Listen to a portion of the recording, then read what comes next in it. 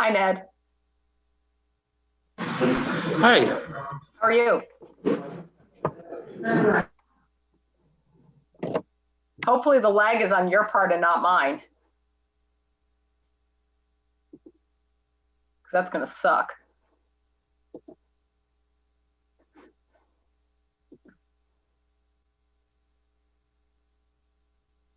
John, are you there?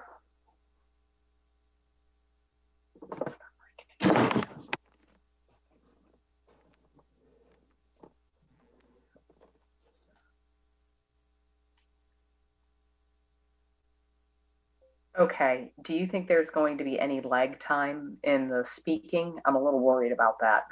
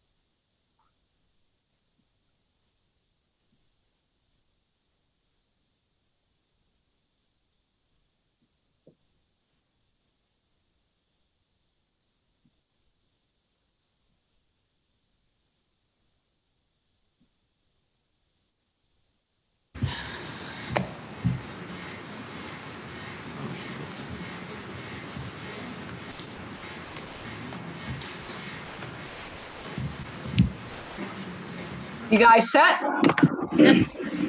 I would like to now call the Powhatan County Joint Board of Supervisors School Board meeting to order. Mr. Smither, can you please let people know how to attend remotely? Thank you, Madam Chair. Certainly, during the public comment period, if you wish to speak from home, you can use Zoom to raise your hand, or if you want to call in, simply press *9 on your phone, and we'll pick up your call. Thank you. Thank you. Could we start with a few introductions of who is in attendance, starting with you, Mr. Cole, if you could each go around and state your name and what district you represent? Yeah, I'm Rick Cole. I represent District 1 on the school board. David Williams, District 1, Board of Supervisors. Susan Smith, District 2, School Board. Mike Byerly, District 3, Board of Supervisors. Kim Email, District 5, School Board. Valerie Ayers, District 3, School Board. Joe Walters, District 4, School Board. Bill Cox, District 4, Board of Supervisors. And I'm Karen Carmack, attending remotely. And now we will move to our pledge and invocation. Ms. Email will lead us in our pledge, and Mr. Williams will do the invocation. And, excuse me, Mrs. Carmack, can we also say that Dr. Jones, a superintendent, is also in attendance? And Mr. Smither. Oh, well, Mr. Smither as well. Thank you. I pledge allegiance to the flag of the United States of America and to the republic for which it stands, one nation, under God, indivisible, with liberty and justice for all. Dear Heavenly Father, thank you for another beautiful day in Powhatan County and all the many blessings we enjoy. Amen. Amen. Any requests to postpone or amend the agenda tonight? Seeing none, I move we present the agenda as presented. Do I have a second? Second. Any questions or comments on the motion? All those in favor say aye. Aye. Aye. Opposed? Motion carries. Moving on to the superintendent updates. Yes, thank you, Madam Chair. Very excited to see everybody tonight and to have everybody here to discuss kind of next steps moving forward. I just wanted to give a quick overview, since we haven't seen each other in a while, to how things are going in the schools. Certainly, we've had a very successful year under very trying circumstances. Our staff has done a remarkable job educating our students. Our youngest students have been in school since the beginning of the year, full-time, 5 days a week for pre-K through 3 and 4th and 5th, of course, after the first 9 weeks, and our secondary students in a hybrid schedule. We have what I believe is the highest percentage of students back face-to-face of any school division that I've been able to find in talking to a lot of superintendents in Region 1 and around. Over 81% of our students chose to be back face-to-face, which is great. And then we've worked really hard, and our teachers have worked really hard to balance those with those that have chose to stay virtual for health or safety reasons or other reasons that the families may have chosen to be virtual. So it's been exciting. We've had a full roster of extracurriculars as we've been able to do them under current CDC and VDH guidelines. Certainly our clubs have been meeting virtually, have been giving back to the community. Our music and arts programs continue to give performances and to meet and to practice, and our athletic teams, both at the high school and at the middle school, are competing and doing so very well so far, and we look forward to the fall and the spring season. Fall and spring, yes, I need to get that right because we did a flip-flop. So it's really been a very trying year. We appreciate the support of the community that they have given us, and the support of our staff and many sacrifices that they've made. It has also been, as we knew it would be, a difficult year to plan for financially, with a lot of unforeseen costs that we have thankfully been able to work through with some CARES funding, both what the county received and also working with the county to meet some needs, especially with PPE and other safety measures, upgrading some of our HVAC systems that will provide a safer environment, not just this year, but years into the future. And certainly we believe that financially we're on track. We are keeping close eye on our finances to have a successful year as well. We anticipate having a range of year-end funds that have been similar to years prior to when we shut down last year. I think the 5 years that the Capital Reserve Fund was in existence, we had between $206,000 and $454,000 that we contributed to that fund. And we anticipate that we'll see that same range this year based on our prognostications and forecasting. We're doing a little of that blind because we still haven't gotten final state numbers, which come out as part of the March 31st ADM count. So we'll get those final numbers in the middle of April when the reports have been submitted and know exactly what kind of state funding we'll receive, so we can provide an update to obviously the school board in the end of April, and certainly we'll pass that on to the Board of Supervisors as well. Thank you. Thank you, Dr. Jones. Mr. Smither? Good evening, Madam Chair.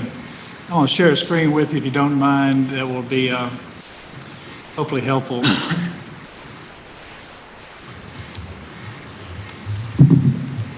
Good evening, everyone. In anticipation of our discussion tonight, I thought it might be helpful to provide a brief summary of our budget process to date. I know we're going to talk about the budget later on in the agenda. I thought this might be a nice lead-in.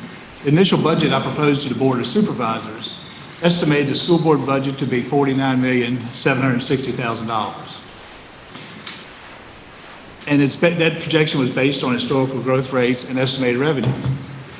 In addition, we estimated various local revenues, state revenues, federal revenue, and in the end, to get to the $49,760,000, we estimated a $24,138,000 local contribution to the school board. That was day one in the budget process, and that's the number that we provided to the Board of Supervisors in my recommended budget, and also the number that we provided to Dr. Jones for initial discussions with the school board. At the same time, the school board was developing their budget, and discussions, and the initial school board budget was created, and it was slightly higher than ours. And you can see, as we look at the projections, local money was slightly higher. The school board's estimate of state revenues were very slightly from our initial revenue estimates. You can see the federal money was slightly lower. And in the end, they used their numbers, y'all used their numbers as a school board to build a budget that was $49,879,000. Good news is that's only $120,000 difference between the two budgets. It's not a bad starting point for two boards to deal with on a $50 million budget. So with that in mind, the General Assembly and the Governor of Virginia came up with some ideas to help us with a 5% raise.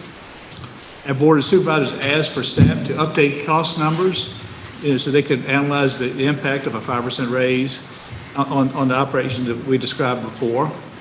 Understanding that the state funding would partially offset the cost for any raises for school board staff and for comp board positions within local government. Our initial budget, as you know, included a 3% raise, a merit-based raise proposed by the county administrator, and state revenues that will be offsetting that. When the 5% raise discussion entered the picture, we started looking at what is the incremental cost of the additional 2% that the state was proposing. And the incremental cost is roughly $290,000 per percent, and a 2% raise is a $580,000 increase. When we got to state numbers, we realized that the state was providing us an additional $474,000 that we didn't, to offset the cost of the 2% raise. That's 81% of the $580,000. So that was good news. So where does that leave us? Well, school board came back and said, okay, you fine tune your next draft of your budget numbers, fine tune local revenues a little bit. They used the state $24 million number that's shown on the graph, as updated numbers, which includes the funding for the raise. Federal money projections did not change by the school board. And then we used the $24 million, the same number we used before that we provided to the school board. So in total, once we had the information from the state, the school board's budget changed, draft number 2 changed to $50,554,000. So what is the next step for us? The county came back and adjusted our estimates for revenues to match the school board's refined estimates. So we adjusted our local revenues to $400,000. We also used the state's revenues that they updated, it matched the school board estimates of $24.5 million. Again, federal revenues didn't change. And that left us with and remember, we started with $49,760,000 over here in the far left-hand column, and we added a 2% raise, which cost us $580,000. So that new number from the county side became $50,340,000. And how do you get there? You change local funding, and the local funding under this scenario was reduced to $23,924,000, which is less than the number that we've talked to the school board about to date.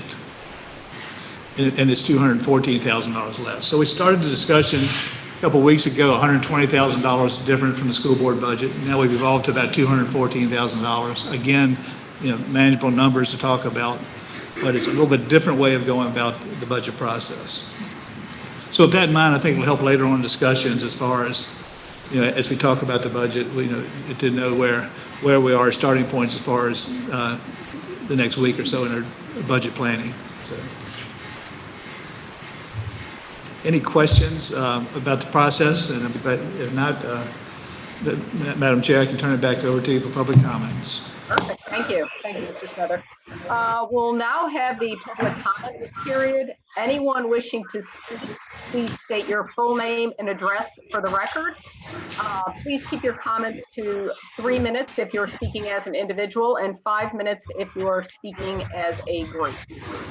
So we'll start with any physical attendees and then move over to the virtual ones.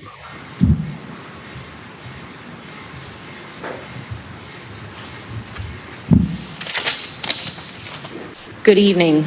My name is Nancy Taylor, and I'm a teacher at Powhatan High School and have dedicated over 20 years of service to Powhatan County Public Schools.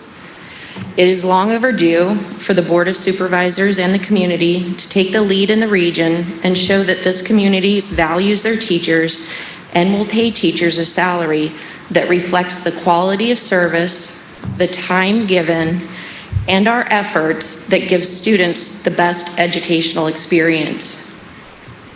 It is the efforts of the teachers that has helped Powhatan County Public Schools earn the accolades for its school system as one of the best in the region. This is one of the main reasons that families relocate to Powhatan County.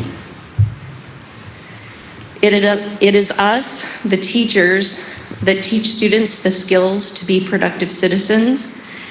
It is us that teach them time management. It is us that teach them the skills to pass the state test. It is us that give our time outside of our contract hours so students can graduate to go on to great universities or enter the workforce with certifications that they can earn while in high school. We deserve at least a 5% raise. I also need to address the need for additional money to rectify the salaries of those teachers and staff that have dedicated 23 years or more to teaching. Many of us have dedicated all of our years to Powhatan County Public Schools. Teachers at step 23 or above are making up to 5% less than teachers did in 2008 at the same salary step. For example, at step 24, in 2008, teachers made approximately $400 more than a teacher at the same step this very year. In 2008, step 27 made $1,800 more than a teacher at the same step in this current school year. In step 30, in 2008, they made $3,500 more than a teacher at the same step as this current school year. Not only are these teachers living off salaries from 12 years ago, the cost of living has increased by 20% since 2008, as well as having annual increases to our insurance premiums. Might I add that the out-of-pocket insurance for a family plan could almost be half of an employee's take-home salary. This means that not only we are trying to live off wages that are up to 5% less than salaries from 2008, we are paying more insurance than we ever have before, leaving little to cover our monthly expenses and contributing to the local economy. We need to be compensated for our experience, the quality of teaching that we provide, and retribution for the years that we have gone without raises, with increased insurance premiums and an ever-increasing cost of living. Thank you. Ms. Taylor, did you give your address? I'm sorry. Oh, no, I did not. 4411 Three Bridge Road. Okay, thank you, ma'am. You're welcome. Anyone else wishing to speak?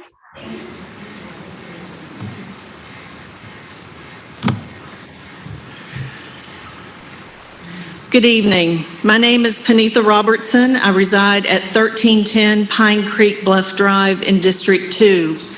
I'm a teacher at Powhatan High School, a parent of a Powhatan High School graduate, and the spouse of a fellow Powhatan High School teacher.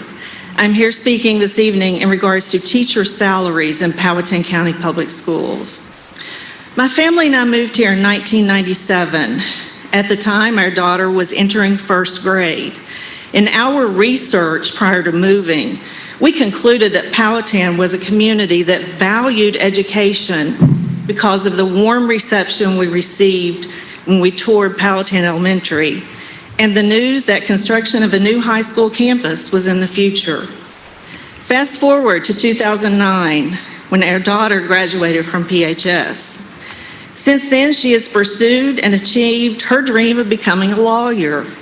Powhatan schools equipped her with the critical thinking skills and abilities to earn a bachelor's degree and a Juris Doctorate.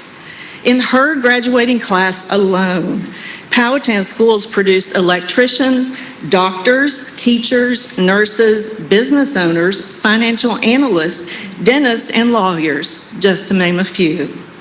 My fellow PHS teachers and I equip these students with the skills needed to pursue their chosen paths, to become productive citizens and make a living. We continue to do this every day. In reviewing and comparing salary scales since 2008, the step and experience salary in my experience range is negative 1.38% compared to the current step and experience salary. Basically, I'm making 1.38% less than a person in the same salary range from 2008. At the current rate of salary, in these same comparisons, I will be making negative 2.48% less in 2 years, again, comparing the salaries from 2008. I have a master's degree and an endorsement in gifted education. I'm pursuing national board certification. My profession is my passion. I strive to be the best I can be in my profession, which ultimately means to stand in front of the children of Powhatan County and offer the best instruction possible. My fellow teachers did that for my child, and we do this for all children who sit in our classrooms. This is what we do. I feel the residents of Powhatan County still value education as much as they did when they overwhelmingly passed the bond referendum to build a new high school in the late 90s. Now, in 2021, teacher salaries need some attention. With negative growth in salaries for experienced teachers, there are few incentives to remain a teacher in Powhatan County. I'll finish. Another item in need of attention is the insurance option offered for retired teachers to bridge. I have to hold you guys to 3 minutes. I'm sorry. Please do not take away the retirement insurance. Thank you. Anyone else wishing to speak? Good evening. My name is Blythe Samuels. I've been teaching math and computer science at Powhatan High School for more than 20 years. Both of my daughters attend Powhatan High School. One is a senior and one is a freshman. Throughout my career, I've had the chance to work with other computer science teachers in the state and across the nation. When asked what courses we offer at our school, many teachers are shocked that we have 5 different computer science classes, ranging from game design, cybersecurity, and 2 different AP computer science courses. It's because of the support of my school board and my administration that I've been able to grow our program from a single introduction to computer programming course in 1999 to the courses that we now have offered. I feel that Powhatan High School is a unicorn school. Few comprehensive high schools exist these days. Most counties offer vocational programs to its students, but they have to apply to them and have to travel to different areas in their district to attend. In addition to vocational courses, the high school offers a wide range of AP and dual enrollment courses to give our students an opportunity to invest in their education before they graduate. PHS offers a unique opportunity to our students by providing them this wide range of courses to experiment during their high school career and potentially graduate with industry certifications and college credits. This is the backbone of helping students to become college and career ready. This wide range of courses didn't happen overnight. This happens because there are teachers interested in providing their students a better experience at high school. It's the teachers that sacrifice their time with their families to put in the sweat equity to build these quality programs. Through this work, our schools offer a higher level of education that most schools cannot. I feel it's important that the County Board of Supervisors understand the significance of the contributions of its teachers and provide the school board with the budget necessary to provide at least a 5% raise and funding to deal with the salary compression that has happened on the steps 22 and above. We truly deserve more than that. Thank you. Ms. Samuel, what was your address? I'm sorry, I didn't get that. 292 Goshen Road.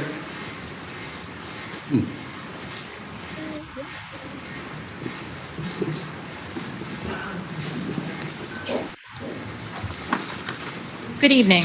My name is Jennifer Kramer, and I'm a resident of Powhatan County at 1400 Old Franklin Road in District 5. I'm a teacher at Powhatan High School and have worked here for 15 years. My daughter graduated in 2019, and my son is 73 days away from graduating. I am a stakeholder in every sense of the word. I stand before you tonight to ask members of both boards to consider carefully the future of this county.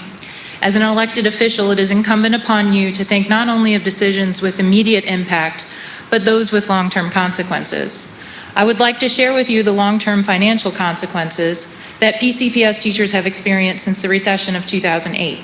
As a result of a salary and step freeze, a pay cut, and pay raises that were either absorbed by increasing costs to VRS or health insurance, many have been unable to keep up with the rise in the cost of living, in spite of a one-time correction which has failed to keep up with economic changes.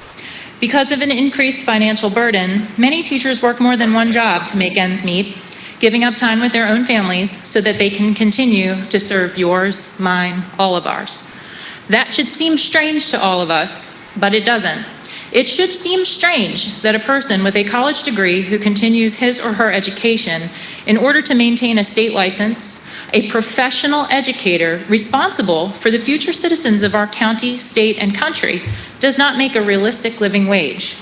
As a board, you are tasked with the financial health of the county. That is not measured in tax rate alone, but in the small local businesses that thrive and the ability for people to spend their dollars here. I would love to contribute to that financial health. However, my budget leaves me little to no room to do so. But you know what my colleagues and I do with our little bit of extra money? We buy spiritware, we buy fruit from the FFA, we buy Tervis tumblers from the NEHS, and countless other groups, organizations, and teams in order to make our kids feel loved, valued, and that what they're doing is important. Because for where your treasure is, there will your heart be also. And your kids have our hearts. It's why we stay.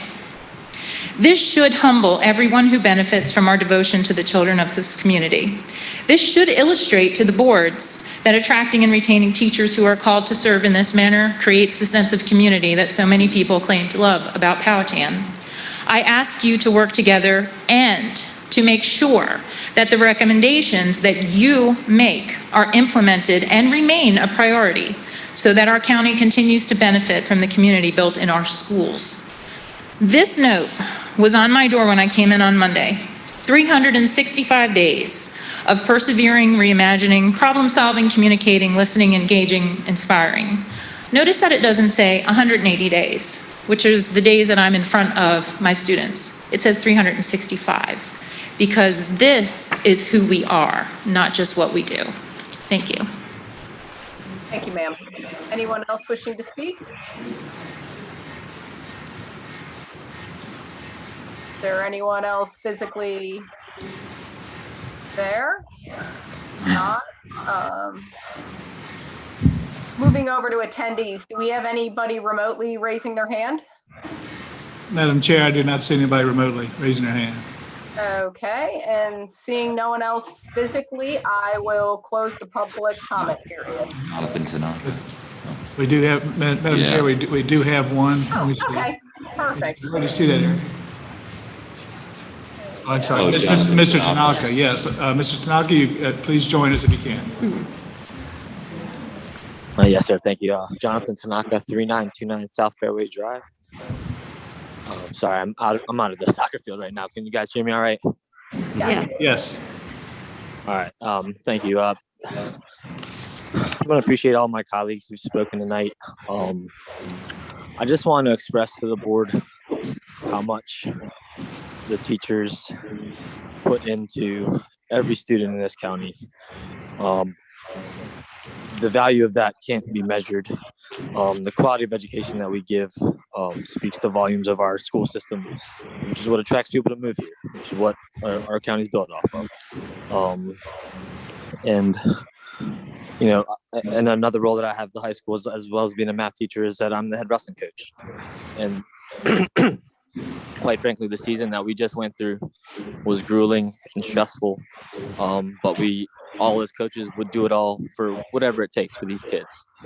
And, you know, for a lot of these kids, having that just general release from everyday life and being able to compete in basketball and wrestling, swimming, indoor track, it was a huge release. You could see it on their face. You could see that, you know, the kids that were sports were coming up, how much it meant to them. And, you know, it's the people in the building that make the experience special. And, you know, for example, myself, I'm at step 17. I make $5,000 more than a brand new teacher walking in the building. I don't know any other profession that would allow that to happen and would be able to retain quality employees. So if you want to retain the best and the people that we have in the building that care so much about the schools and the kids in them, then we need to address the pay disparity and treat them like professionals that they are. Thank you. Thank you, sir. Anyone else wishing to join us remotely? We are clear this time, Madam Chair. Thank you. Okay, Mr. Smither, that leads back to you for a Pocahontas Landmark Center update. Thank you very much, members of the board and the school board. The project next door at the Landmark Center has been a topic of conversation for a good while. We use the term kicking the can right often when we talk about this project. We've reviewed many alternatives for the property, and the perfect solution we just haven't found.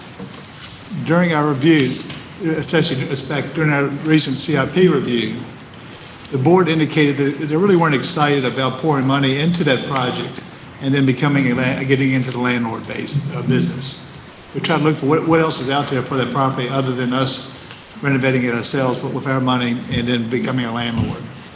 So as a result, staff in the last couple of weeks has been putting together a proposal it's called for public-private partnership.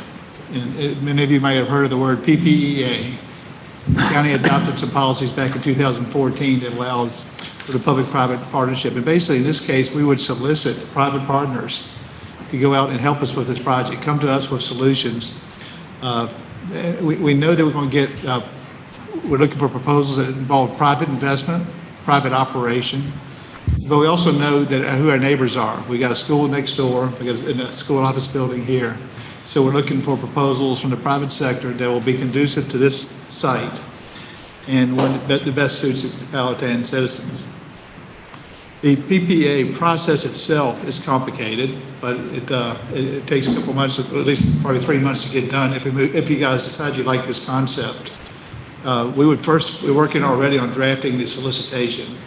And once we had that drafted, the second step, we'd issue that. It would be out there in the public for people to see and understand, try to understand what we're looking for.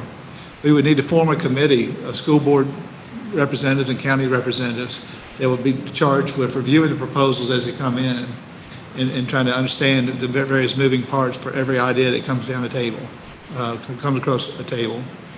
It also, at some point, we'll have to strategically rezone that property. It's 2.75 acres, and it's zoned A10 right now. So if the right organization came in, we probably will need some kind of rezoning of the entire site, or at least the 2.75 acres. We have to divide the property off. If the private sector is going to get involved with investing their money, we imagine they're going to want a parcel they can identify.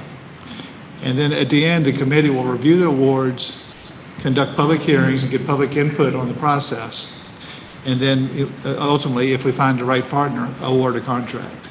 Look, we understand this is 28,000 square feet. We understand that the private sector might not be interested in what we're offering. We might get a big zero response. We don't know. But we thought if we did a good job in structuring an RFP, that we might get somebody to take a look at it for us. And if we do, we'd love to look at that and make sure, see if it makes sense for us here at Powhatan. So PPA is any questions about the process or even the concept of the private sector being involved, we'd be glad to answer. I don't think we've done one here. Other school systems have done. School seems to be the logical choice for a lot of PPA projects over the years around the state. But anyway, I think it's a free look at the private sector. If we don't like what we see, we just say thank you very much. We go on to something else. Any questions about the idea or the concepts? Mr. Smither, Yes, sir, Ms. Scott. who owns the building and the land? The school board. Okay, so the final decision about going forward and any way they want to go is the school's decision, is it not? Ultimately, yes. Thank you. Any other questions? Madam Chair, Yes, ma'am. School Board, any comments? Mrs. Ayers, please go ahead. Yes, is the 2.7 acres the fields, the playing fields? What is the 2.7 acres? The corner with it from the kitchen area towards Anderson Highway. Okay, Yeah. so it's not the playing fields behind? Just Okay. there's a small field right behind the kitchen. I think it's a part of the 2.75 acres. But Okay, thank you.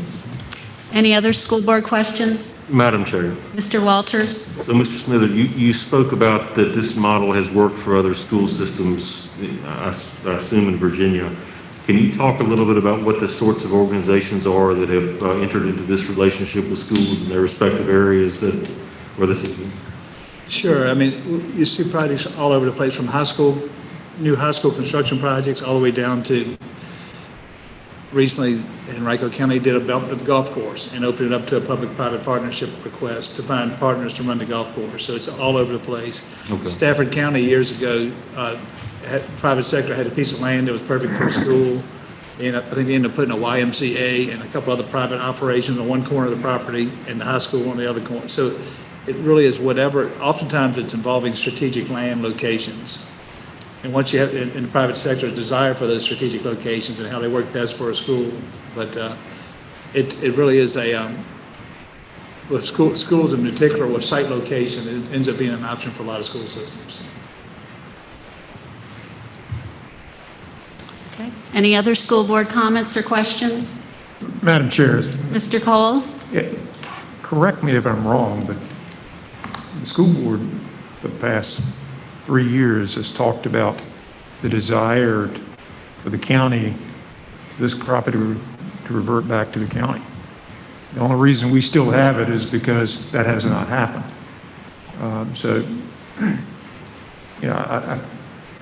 Yes, the school board, if the school board maintains as the property owner, it'll be our responsibility or our ultimate decision. But I think it's kind of misleading to the public, because I think this has been talked about as a joint venture for a long time. So I hope that we remind each other that this is a joint venture, and that, you know, I think I'm only one board member, but I think as one board member, having talked about this now for over 3.5 years, we've been consistently saying, you know, we're ready for the county to resume ownership or to turn this property back over to the county. So just want that to be on the record. The Board of Supervisor comments? Madam Chair, Mr. Cole is right. We have discussed this as a joint venture, and it goes back longer than I care to recall. One of the reasons it was my suggestion to the county administrator to put out an RFP for a public-private partnership is because we were at an impasse in terms of what we could do or what we wanted to do. So the issue about the partnership has always been there, one we've recognized, and we recognize going forward. The problem we've had is coming up with a viable option that we could all buy into. And that's what we hope to solve with the RFP that we're going to be putting out for the public-private partnership, to get some ideas about what is right, real, and responsible that we can do with that structure. Thank you, Madam Chair. Thank you, sir. Anyone else? If not, Mr. Smither, I guess you'll keep us posted on to how that goes. Yes, ma'am. Okay, moving on to new business. Dr. Jones, you want to have a discussion of the FY21 compensation? Yeah, there's a slide attached if we could bring that up to the agenda item.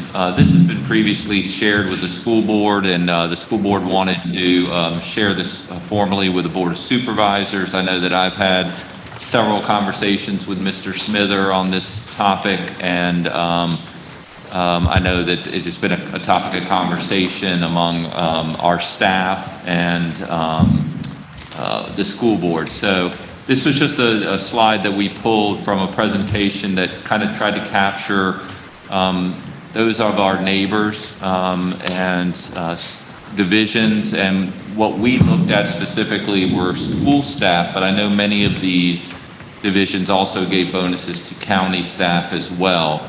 But this is kind of shows a picture of those divisions that were able to give a raise and or a bonus in most cases to their employees this fiscal year. And the school board asked to have this information shared and for a discussion to occur about that possibility. Thank you, sir. Any Board of Supervisor comments? Any school board comments? Madam Chair, Mrs. Smith? as I look at this listing of some of these neighbors, and you did this research, Dr. Jones, can you tell us or speak about the source of the money that these counties pull from in order to pay out these bonus checks? Yes, ma'am. It's a variety. Some use CARES Act funding to provide a one-time bonus, and that's why they did bonuses, because it's not a recurring funding source. Some used current general fund money within the county. I think a lot of people, like we did, planned for the worst with this pandemic and what FY21 was going to be, and some places were able to have money and include that money because the money was available to give that raise. So it was a combination of CARES Act funding and general funds at each of the localities. I know that Richmond City's the only one that gave a raise last year as part of their normal process. Louisa decided to give a raise to its employees in September. And then most of the rest of them are the bonuses and raises that were given in the fall and right before winter holiday. Thank you.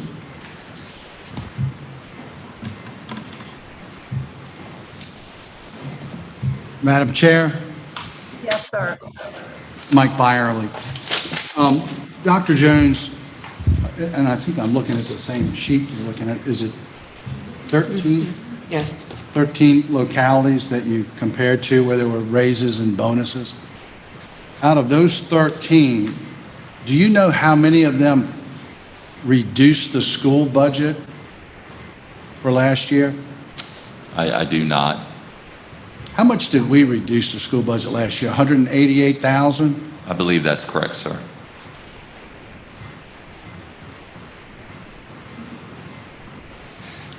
Thank you. Thank you, Madam Chair. Thank you, sir. Anyone else wishing to speak? Madam Chair, Yes, sir. Dr. Jones, as we listened earlier to the teachers that talked, it's really a little bit broader than just salaries, is it not? I heard the date 2008 over and over and over again, talking about compression. So how about the salary piece, and this I understand, and what Mr. Smithers is talking about and what we're talking about, in terms of potential raises, I understand. I don't have a clue about compression. Yeah. So compression in a salary scale occurs when, for our salary scale, as many, not all of them, a teacher gets a year of service for every year they're in the county or every year that they were somewhere else. And in a normal year, when you're able to give raises and/or when we gave step increases, each step that you moved up or every year of experience, you would get more money. And so the salary scale stays spread out instead of getting compressed.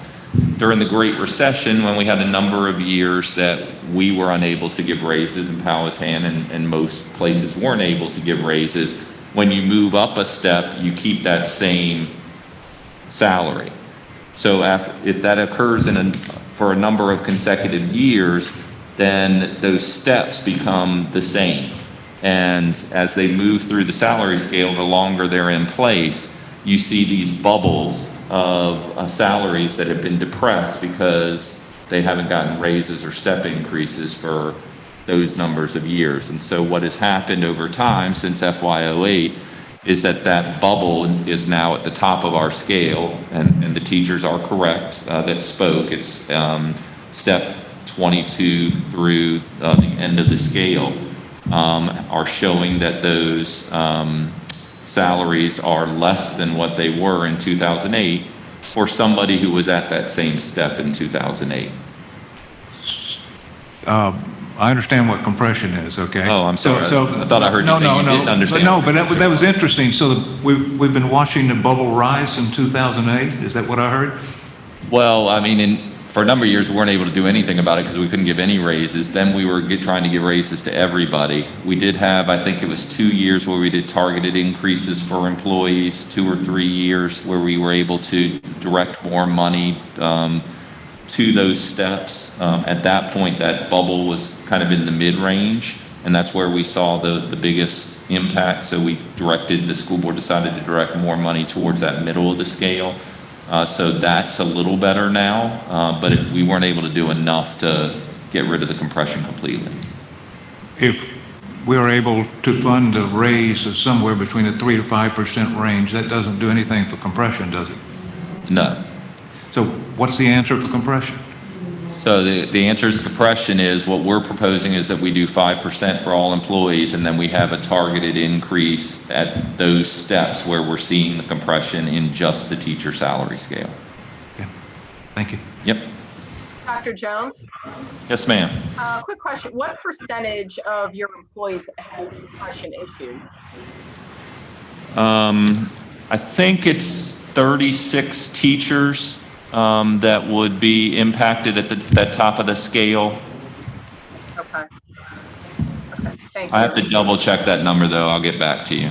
And what about the paraprofessionals and all the other ones, all your other employees? Are they looked at as well, or is it more or less teachers? Yeah, I think the priority that I've heard and that we've heard from the school board is to take care of our teachers. So certainly all the scales have compression on them, but since teachers are our primary workforce and our primary focus in the classroom, that's what the school board is recommending that we address. Thank you, sir. You're welcome. Any other questions on the fiscal year 21 compensation? Madam Chair, Yes. Mike Byerly. Dr. Jones, if I just heard what you said correctly,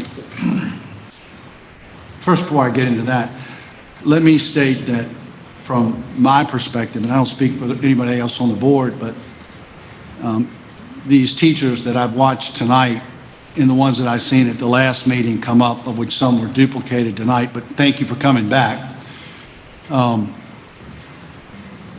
Maybe I'll just say it like it's the elephant in the room that nobody wants to talk about.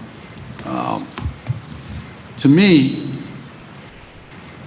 it's pretty disheartening to see people that's worked here in this county, whether it's teachers or county employees or whoever, for that period of time, and to hear them say that they're in 2008, a step 24 made 400 more than a step 24 makes today. Did I get that right? And then I also hear them, and I heard them, heard individuals come back and talk to the board of supervisors because they make this decision. We do make the decision on how much funding goes to the school division in this county. 50 million, 49 million, 48 million, 46, 47, whatever the number's been. It's been pretty close to that, for the past 5 years at least.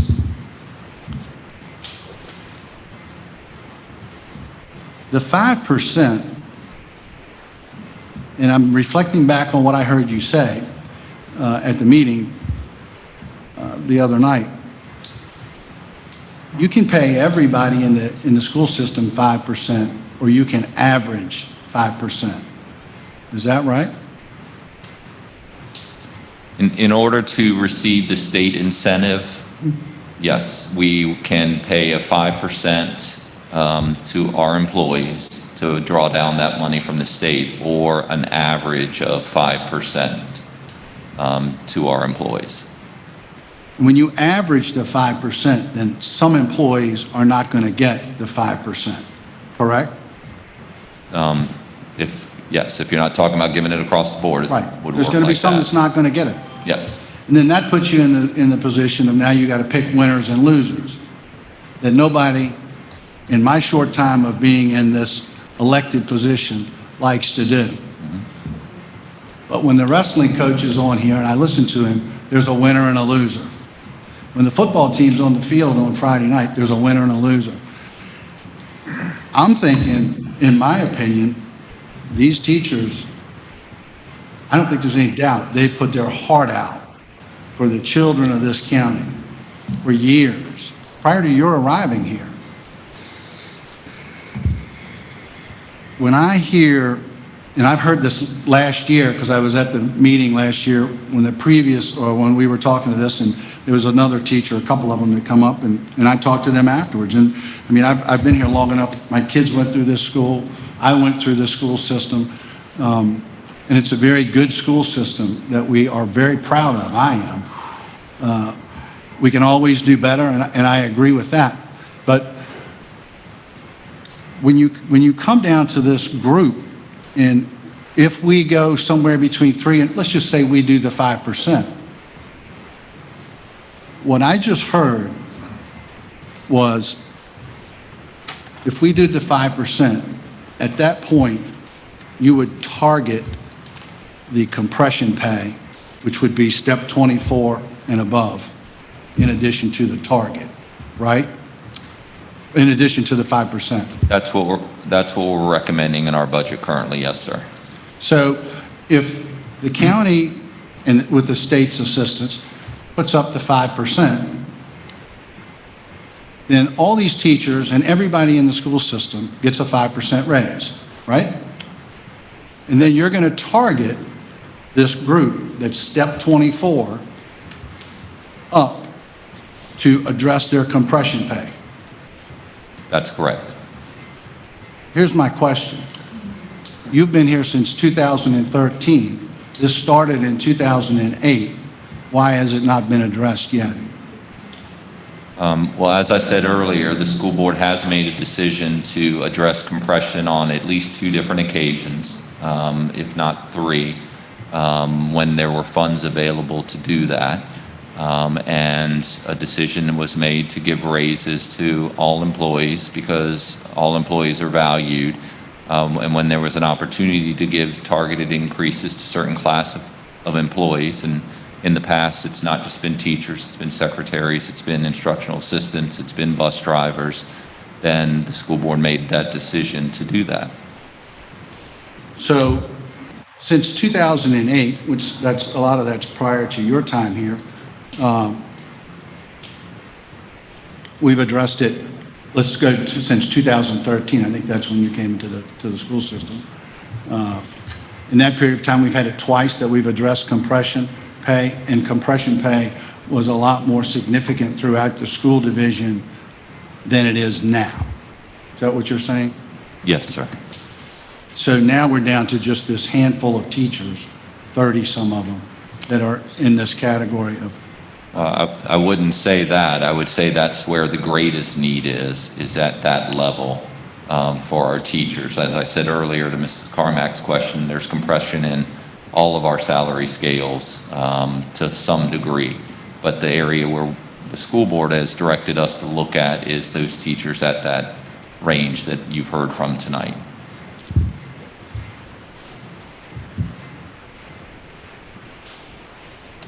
So the school board directs you whether or not you're going to address compression pay,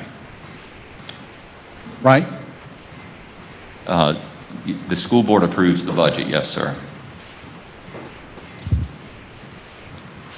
Well, from my perspective, these teachers, they need to move to the top of the line when it comes to pay. That's just my opinion, and I only speak for myself. Thank you very much, Dr. Jones. Thank you, sir. Thank you, Madam Chair. Thank you. Anyone else wishing to speak? Madam Chair, Mrs. Smith? just one question. The compressed salary scale, is this something new, I mean, unique just to Powhatan? No, it's happened all across the state and all across the country. Anytime there's a lag or a recession, it occurs, and every division's wrestling with it. Chesterfield just put a bunch of money to fix compression. Hanover's doing it. Henrico's doing it. So it is something that exists throughout. And is that one of the reasons why we took out the steps were taken out and the automatic increases when you moved up from with years of experience, that the difference or enough of a difference in each step was eliminated? Yeah, that's essentially what happens. So when we address compression, we take the scale and we try to spread it out so that there is a greater gap between each step that's sizable, so that when you move up a step, you get that additional compensation. Okay, thank you. Mm-hmm. Madam Chair. Yes, sir. Dr. Jones, isn't compression something like, your dog with fleas, you never quite get rid of it? I mean, yeah. I hear this all the time. Right. I mean, it's there that something is pretty much ongoing. Is that a fair statement? Yeah, that's correct. I mean, the drastic step that some people or some localities take is to not tie years of service to steps and have employees on bands, so they're on the same step for a number of years. And you can kind of spread your scale out so it looks like you don't have compression, but in actuality, if somebody's sitting on the same step for a number of years, the same problem exists. Yeah, Chesterfield and Henrico, they're going beyond the 5%. They're drawing down the state's 5%, and they're also using their own money as well to go after compression. Is that correct? That is correct. Okay. Going back to Mr. Byerly's questioning about averaging, I'm not familiar with that. Yeah. So I'm assuming, the state contribution is the same, our match would be the same, and then it would be up to the school board and you to decide how that money was going to be used. Is that correct? That's correct. It's something the General Assembly started, I think, 3 fiscal years ago. Instead of saying you had to give 5% to everybody, because at that point they were able to give 2%, they said you could do an average. So they gave y'all the discretion of being able to take that money and be able to use it as you thought it could be best utilized in the school system. That's correct. Thank you, sir. Madam Chair, Yes, sir. it's triggered another question for me. Thank you. Dr. Jones, do you have an idea, or between you and Mr. Johns is here in the audience, how much does it cost to eliminate, or as Mr. Williams said, maybe you can't eliminate it, but how much does it cost to address this issue? We don't have that figure now. Certainly we could take a look at it, and when you say address it and fix it, it's to what degree do you want to fix it, and what degree you want to separate the scale and eliminate that compression. You can make progress towards it, but we could take a look at that and see what that number would be. So does it exist below the step 24? In the strict sense, it does. People at those steps, there is a difference between those steps. I think there's 2 different issues here. One is the compression and what Mr. Tanaka spoke about in terms of the gap between I don't remember what step he said, 12 or 17 step in a first-year teacher, and that gap. And then there's the gap between what we were able to pay our teachers in 2008 before the recession and what we pay them now. So what we were looking at addressing and focusing on was specifically that metric in this budget, so the 24 and above. But could you direct more money towards increasing the gap between a first-year teacher and a teacher on step 10? Then certainly you could. So in your conversations with the school board, you all want to address step 24 and above? That would be the primary focus of the targeted increases. Some teachers, just because of the nature of the scale, in order for it to make sense, then you would have to provide them with additional more than 5% as well. I can tell you, I would like to know that dollar amount. How much is it for step 24 and above? Thank you very much. Thank you, Madam Chair. Thank you. Madam Chair? Yes, Mr. Cox. Chase, could I have the files? Well, we're focusing on things that aren't going well and things we'd like to see better. But there's some things that are going pretty well. I was surprised. I need the first one, that one. Dr. Jones, this is your resignation and retirement and declined offer slide. Yes, sir. I took it and took the liberty of rearranging it. Could we go to the next one?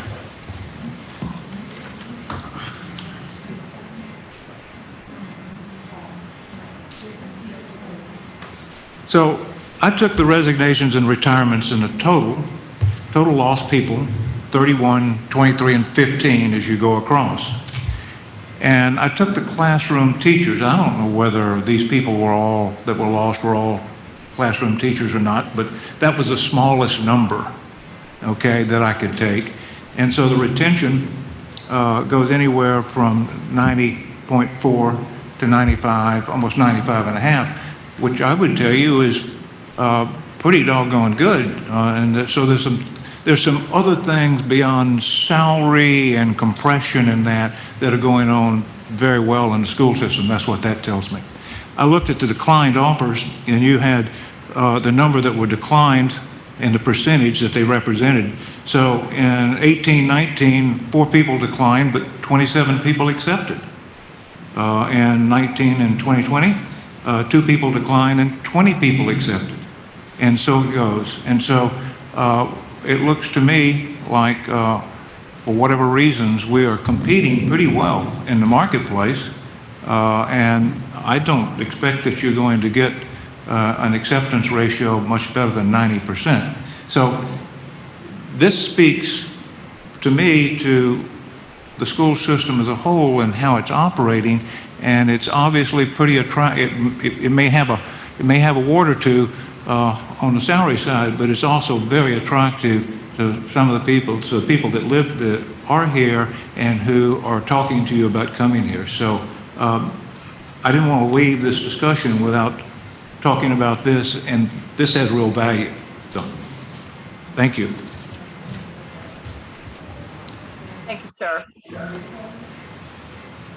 Dr. Jones, one last quick question from me. Do you all, in regards to raises, do you always usually do blanket raises, or do you ever do a merit-based raise in any way, shape, or form, or bonus? We typically have not done a merit-based raise. What we have done, if we don't do an across-the-board raise in the past as a school system, is we, as I said earlier, have a classification of teachers or staff that we direct more money towards because of the compression. Yes, and for competition in terms of where they sit on the salary. We compare ourselves biannually to our neighbors in some comparison school districts and look at where we stand compared to them. And if there's like bus drivers are lower, then we may try to give them more money in a particular year, teachers 1 year. So it's both compression and for recruitment and retention. Okay. Thank you, sir. Sure. Anyone else on this topic? Madam Chair, Yes, sir. Dr. Jones, you do performance plans for your teachers? We do. Okay. The reason I remember that is because we're having a discussion right now about performance plans for our employees, as it relates to merit increases. I'm a strong proponent of that. I believe we need to be able to measure our contributions, just like you do, with your teachers, and what we do for the county in meeting strategic goals and objectives. Mm-hmm. So that was the reason for the question. Yep. Thank you. Anyone else? Excuse me, Madam Chair. Kim Eno, School Board. First, I'd like to say that all of our salary scales are on our website. Isn't that correct, Dr. Jones? Yes, ma'am. Yes, so anybody that wants to see what the salary schedules are for any jobs that we do have, you can look there. Also, we kind of got more to raises instead of, well, when we're talking about this was, when I was discussing it with Madam Chair, when we were forming the agenda for this meeting, I brought it to her attention because when Dr. Jones brought it to the school board attention, I was pretty amazed that our district was the one that didn't get any bonus or raise last year. And I understand why at the time, because we weren't sure what was happening with our tax base, with the COVID and all that. But I think it's important to say that our district, since the beginning, has been doing face-to-face with all of our students. And it's just, to me, every employee has really gone above to get these kids back to school because this community wanted the kids back in school. So that's what we did. And I just feel that we need to commend our employees, whether it be a $1,500 for a full-time person bonus or $750 for a part-time, whatever. I just think that this was the only fair thing to do since we are the one county, one district in this region and state that's been back face-to-face since the beginning. I also want to say that we, in our discussions at previous board meetings, we learned that Chesterfield Board of Supervisors are giving their school board $10 million for their teachers. And Henrico started with 5%, I guess, and 6 and 7. So what I am concerned about, and I've said so in the meetings, is that our teachers are going to be much lower paid here, and that I do believe that we will lose teachers when you can go next door to get $5,000 more. And so that is why I wanted to say that if we're unable to give a raise or bonus for this year, I hope we could, I wish we still could, and I'd like to talk about that. But if we can't, then we really need to get this 5% raise, plus the targeted increases for our teachers to fix the salary compression in our scale. It's vital to our school district. Thank you. Madam Chair, if I might, this is Rick Cole from. Mr. Cole? I will second what Ms. Emo just said.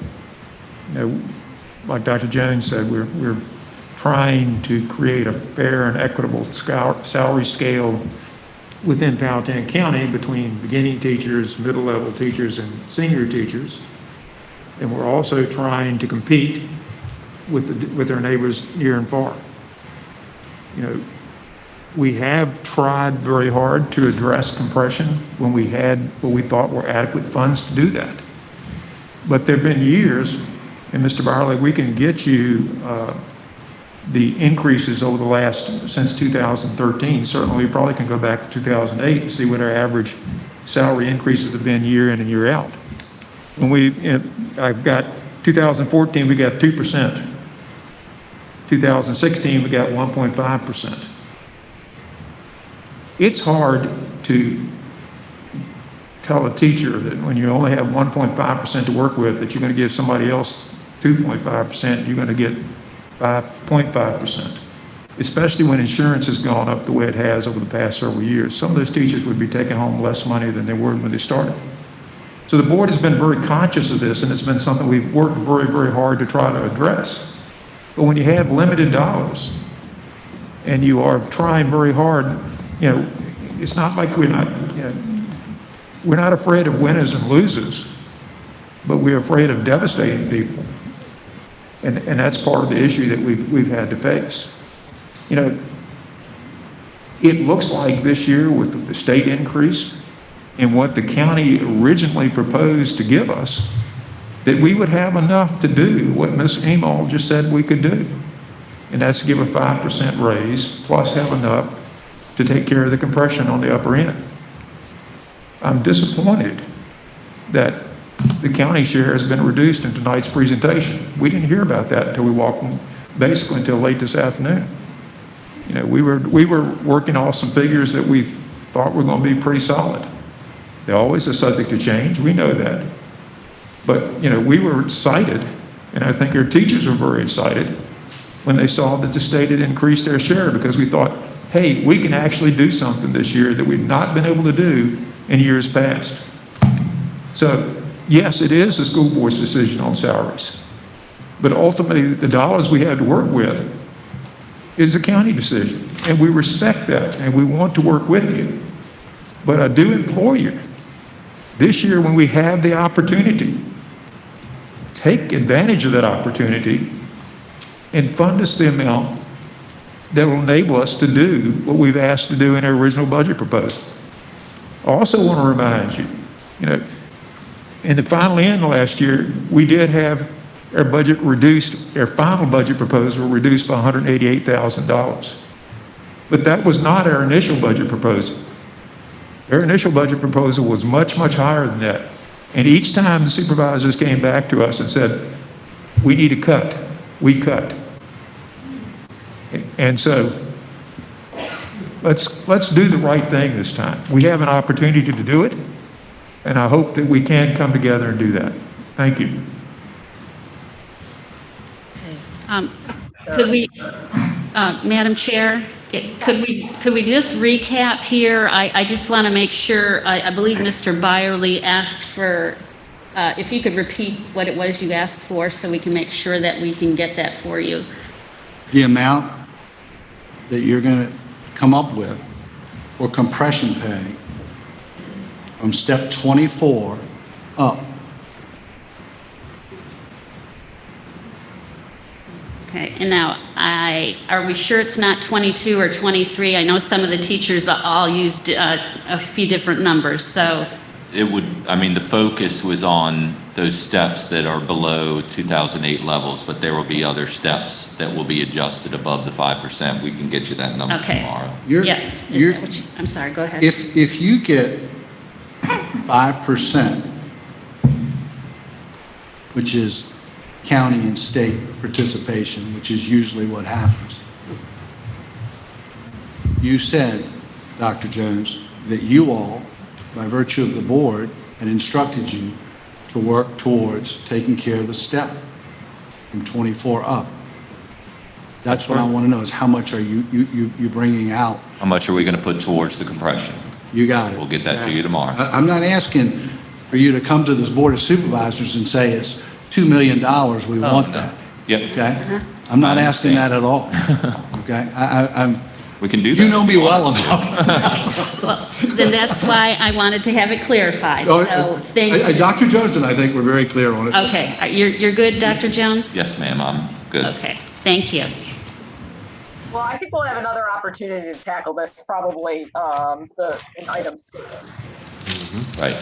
So if we want to move on to the health insurance premiums and dabble in that for a little bit, then we can go back to next year's budget. Yeah, if we could pull up that presentation, I think I'm going to start on that one. The health insurance? The health insurance, yes, Okay. ma'am.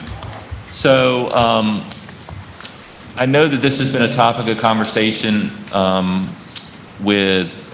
between both boards, is looking at the differences in benefits that we provide to our employees, especially since we're on the same health care plan. So if you move to the next slide,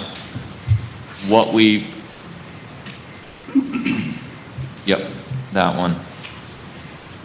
So what we've done here is to try to summarize where we are, and this is this first slide is employer cost comparison, meaning what the county and the school system pays towards health insurance for its employees. You can see our 3 plans there, 250, 500, and high deductible. You then see the number of employees that participate in those plans, for the school system and then for the county. The average employer contribution. Then there's what we contribute in terms of health savings accounts. And then finally, the what we're calling non-participants. You all may have a different term for it, but that's the $1,000 that the county provides for its employees who opt out of participating in the health care plan. So this kind of shows a summary of the differences based on our current healthcare rate sheets, and also shows the total amount that's put towards that based on the number of employees in each side of the house. The next slide talks about employee costs and variances. So this is from the employee's perspective. Again, divided by PCPS and county. The middle 2 columns include the monthly employee contributions for each plan at each level, whether it's single, family, or +1.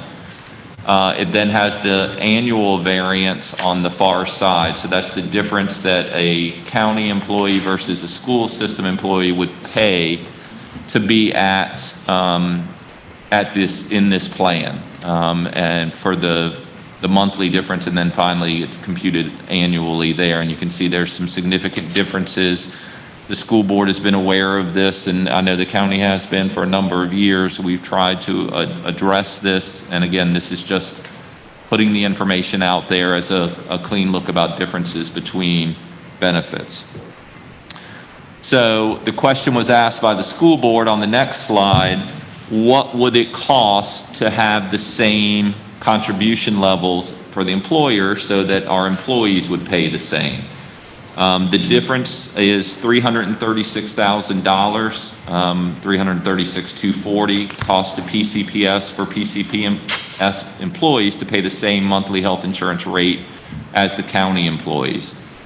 Health savings account contributions, we both contribute to that as an incentive. It has been I know it's been a good program for the school system, as we have a number of employees that have moved to that plan because they have the HSA as a result of the contribution the PCPS is paying. So we'd like to continue that, especially since a lot of our workforce is younger and single, that it's a good option for them. It would, I think the difference is $10 a month in terms of $15 a month. I think you all, the county contributes $85 per month to the HSA, and we do $100 a month. So that's just a way of looking at what it would cost to equalize that, whether we went down to 85 or the county came up to $100 a month. And then you have the $189,000 difference for the annual payment for non-participants based on we would have 189 employees who currently don't participate in our health care who would be eligible for that benefit if we had the same benefits. We then went and looked at the other major difference that we have is the early retiree health insurance benefit. So, and this has been updated since we presented to the school board because we got some information based on some questions that they had. This eligibility is determined by the DHRM under state regulation. It requires an employee to have 5 years of experience in the division from which the employee retires. They must have an active policy at the time of retirement, meaning if they don't participate in our health care plan when they're an employee, they can't take advantage of the early retiree health plan when they retire.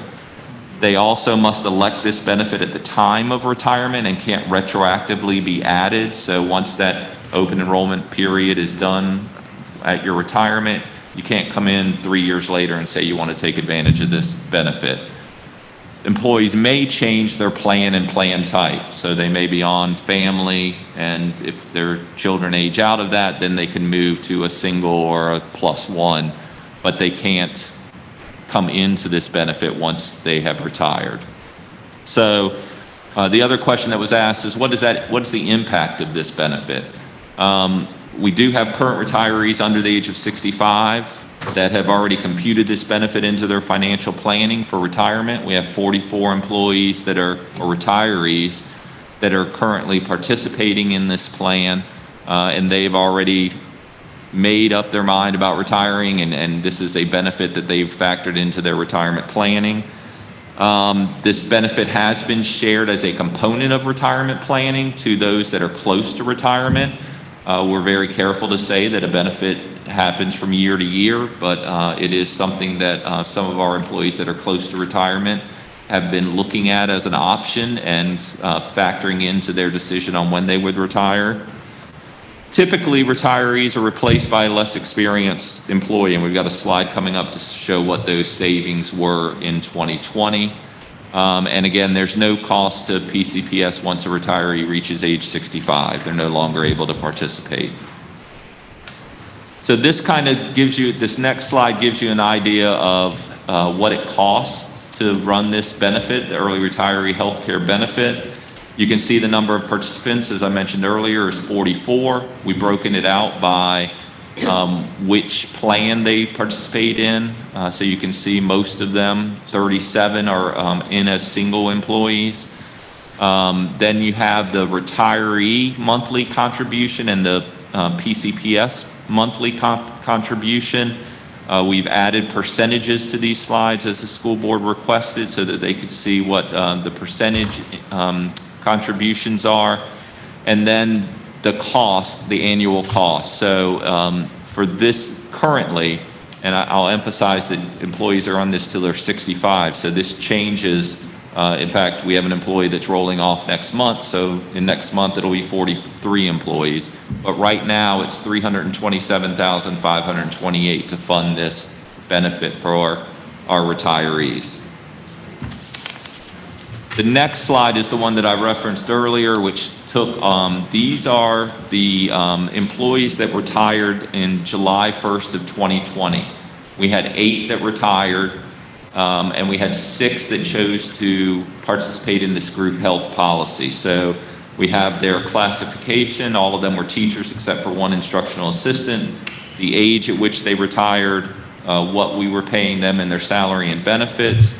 We then calculated their exact replacement cost of salary and benefits, and have averages there.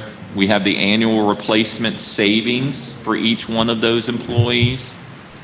Then we've deducted what we pay towards the healthcare costs, and so what we've calculated is a net savings. And for that year of FY20 or 2020, 2021, that was a savings when you calculate the replacement costs of that employee of $60,255, or an average of just over $10,000 savings per employee. Now that rests on a bunch of assumptions, and we could calculate that out for a number of years, but we chose just to do it for 1 year, just to give a 1-year snapshot.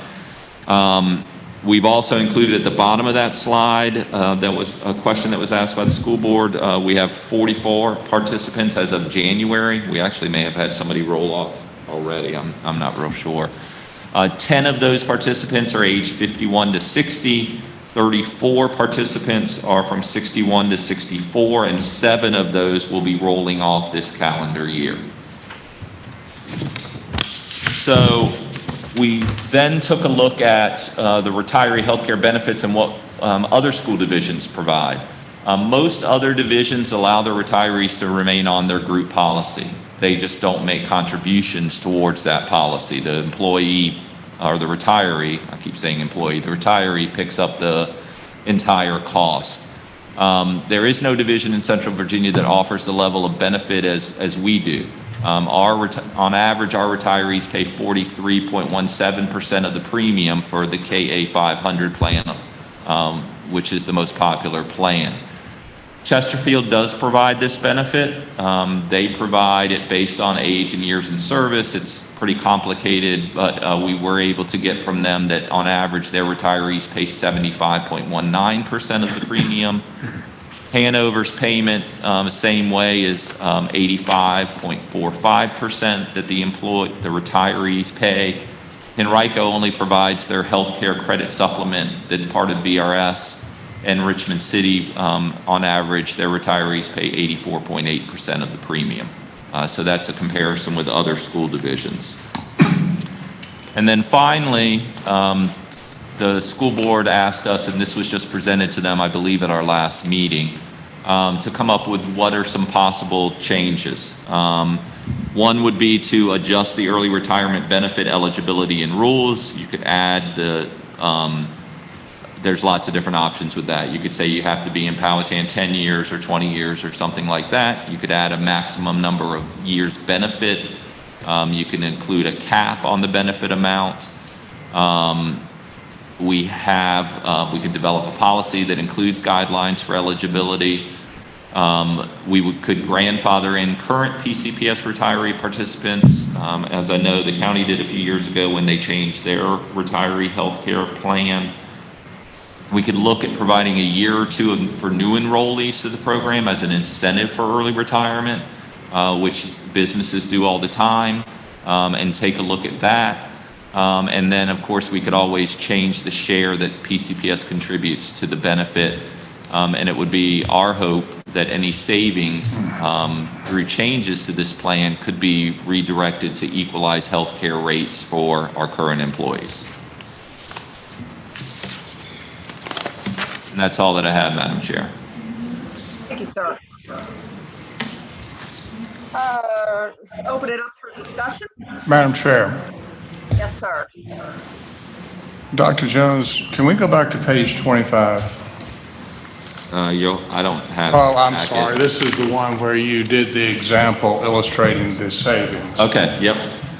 Yeah, that's So it's the 1-year attrition analysis? Yes, sir. Okay, yes, sir. 7. Where are these savings shown in your budget?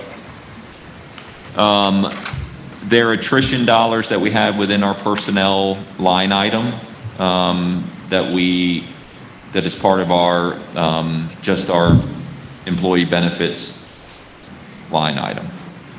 Because when we create the budget, we don't know yet who is going to retire and who is going to be replaced, who's going to replace them, just like we don't know that. Yeah, I was just, Right. if we wanted to go and look in your budget and see, what total dollar amount that was, each year over the last 5 years, we could see that.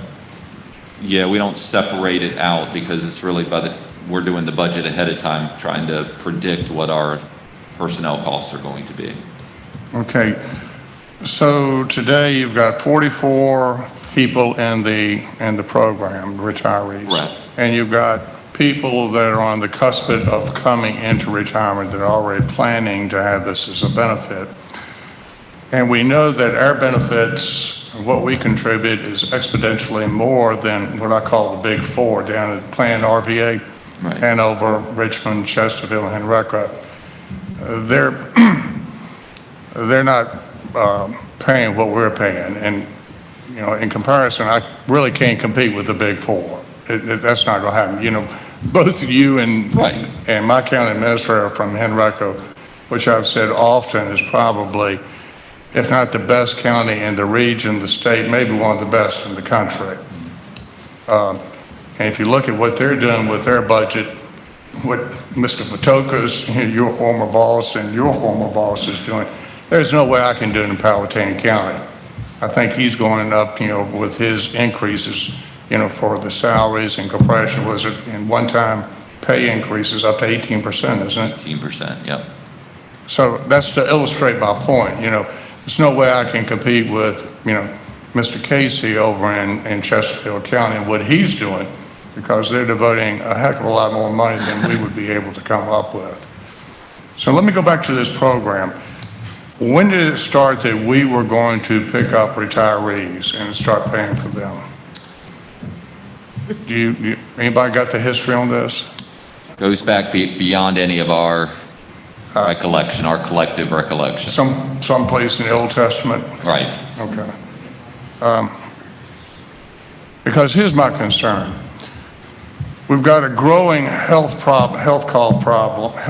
care cost problem. We know that, and Mr. Cox has been very good by pointing that out, this raising costs that we have to be able to plan for. It's not going down, it's going up. So we're going to have to find ways where we can bring it down. And if we're including retirees in our health care, doesn't that change the experience in terms of we're paying more because people are older and that affects our rates?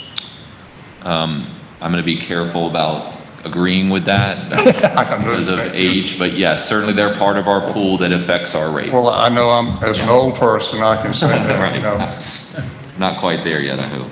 I hope not. But anyway, that's what I'm looking at. My goals are to look at, okay, how can we bring down the contributions where it's more equitable? For example, if teachers and school employees are paying, $200 more for a family plan a month? How did we get into that situation where we're so different? I'll take a stab at that. I think there's a couple different reasons that we've been able to uncover. One is that we've been on that local choice plan for a long time.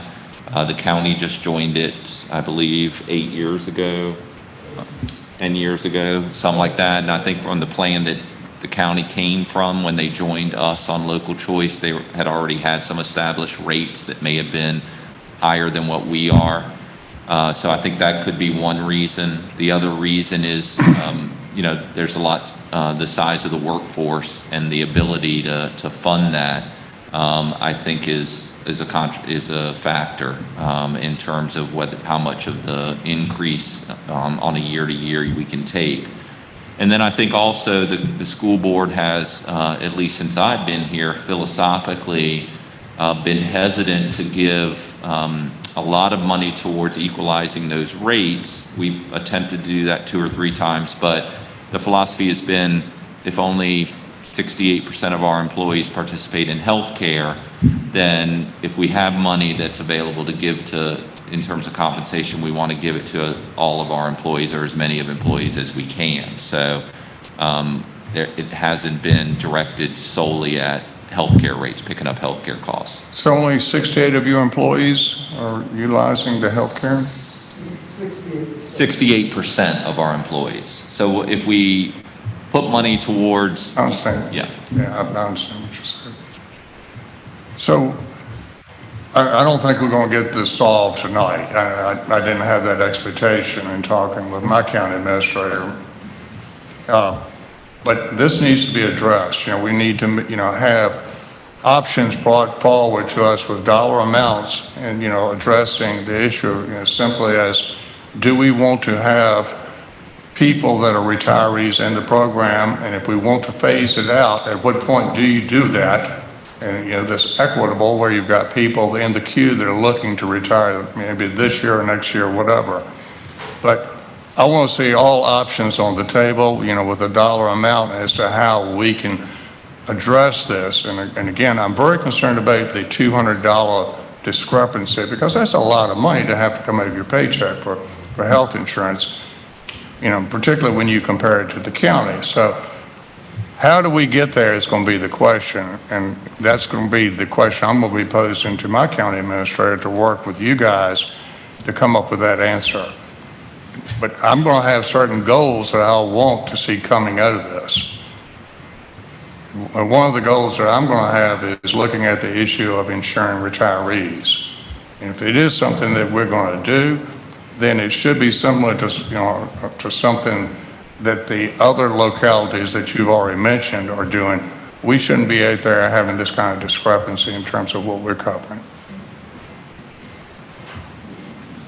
Thank you, Madam Chair. Madam Chair? Sir. Yes, sir. The only 2 institutions left in America that haven't been restructured. The private sector started in the late 70s, and it was essentially complete by the 90s. And that's education and government. This discussion doesn't even occur, talking about retirees and whether we're going to give them health care coverage. It doesn't occur in the private sector. It's gone. That's a reality. It was gone because they simply looked and said, this isn't a benefit we can continue to afford. If that was the bottom line. Now, it's a lot easier to do that in the private sector. I have been urging Mr. Smithers, till he's tired of hearing me, and urging him to think about compensation in a much broader and different way. We are looking at silos tonight. We're talking about salary, it's over here, compression's over here, and benefits, it's over here. We really should be looking for our employees at compensation and looking at salary, benefits, and compression at the same time. An example, if you were going to give somebody some money and you had a choice to lower their cost of their benefits, which is non-taxable, or to give them dollars which are taxable, what would you do? Don't know. But we're not even having those kinds of discussions. And so at the county side, I am urging us to look at this in a broader, more holistic. It is not you're not the only ones in the county with compression problems. Every constitutional officer trots up to us and tells us the same thing, and it's true. And so the only way we're going to work our way out of this, and it's working your way out, is what I think will happen. There's no magic fix. I'm sorry, we don't have $10 million to send you. Is to look at this in its entirety and come up with a compensation plan that makes sense, that works at it year after year after year. Thank you, Madam Chair. Thank you, sir. Madam Chair? Yes. Mrs. Smith? Yes, I'm looking at slide 6, Dr. Jones. Under the monthly contributions for retirees and PCP, you've got different percentages for each of the different categories. Can you speak about and explain what determines the percentage that's paid by PCPS and why they're so different? I'm going to ask Mr. Johns to come up and help me with that, That'll be if fine. you don't mind. Certainly. Good evening. Yes, ma'am. Those percentages are a percent of the total premium. And the reason that there are different percentages between the KA 250 and the KA 500 plan is because the school division only has 68% of our employees that are covered by health insurance. And one of the rules is that if we don't have at least 75% or more of our employees covered on the health insurance, then we have to follow this formula that basically we have to take the premium for a single employee on both the 250 and the 500 plan and take the average of that and contribute 80% of it. And that's what we have to do for both plans. We could give more in one if we want to.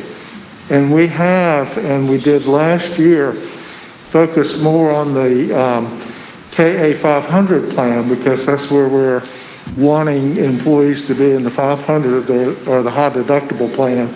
And so that's why you'll see, for example, in the KA 500, PCPS is paying 87% of that premium.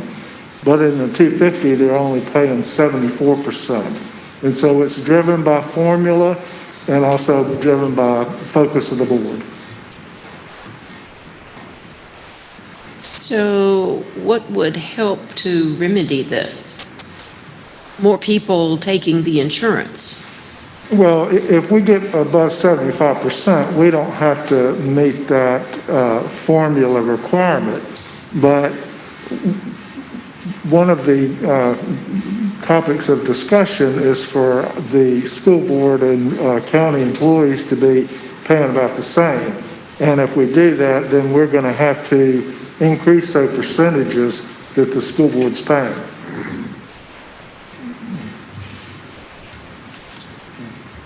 Okay, thank you. Yes, ma'am. Any other questions from the school board? Comments? Madam Chair, Mike Byerly. What is the number of participants from 68 to 75% that the schools need? What would that number of participants be, Mr. Johns? I'd have to do the math, but if you look at the 617 total employees, you'd want to take 75% of that number and then calculate the difference between that number and the 428 that we have on that slide. And that would change the amount that the PCPS is having to contribute at that point, right? No, sir. All that would change is it would mean that we don't have to comply with the formula requirements of 80%. Schools and county are both paying more than that. That's just setting the minimum level, but we're both paying more than the minimum level, and that's all. I was just trying to explain how we got to those percentage differences. Right. Madam Chair, Yes, sir. I just want to make sure, Mr. Johns, is that rule the same at the retiree plan that we'd have to provide that same? No, sir. That rule We could is do whatever percentage we wanted to for retirees. for retirees. Yes. Okay, I just want to make sure that's clear.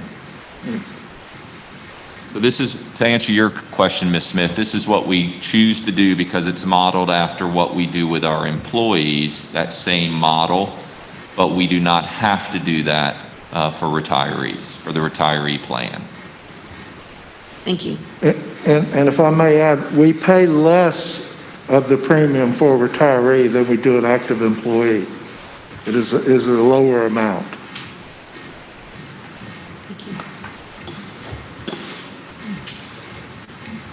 Anyone else? All right, if not, do you guys need a break or do you want to move on to the next agenda item? Move on. Okay. Dr. Jones, it's you again. Yes, thank you, Madam Chair. Wanted to start with just a budget presentation. A lot of these topics we've already discussed, so I'll breeze through them quickly. And if there are any questions, just interrupt me. I'm happy to stop and answer some of those questions. But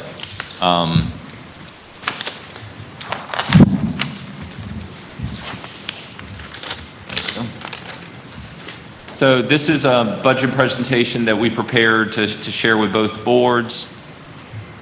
If we move to the next slide, I highlighted many of these at the beginning of the meeting in terms of successes. We kind of always try to talk about our strategic plan goals because it's really what drives our budget. And so this is kind of what we've accomplished this year, just at a high level under the first two goals. The next slide has goal 3 was investing in community, and goal 4, culture and well-being, which has been a big focus for us this year because of some of the trauma that this pandemic has caused for our students as well as our staff, and making sure that we're taking care of our students and our staff. Next slide.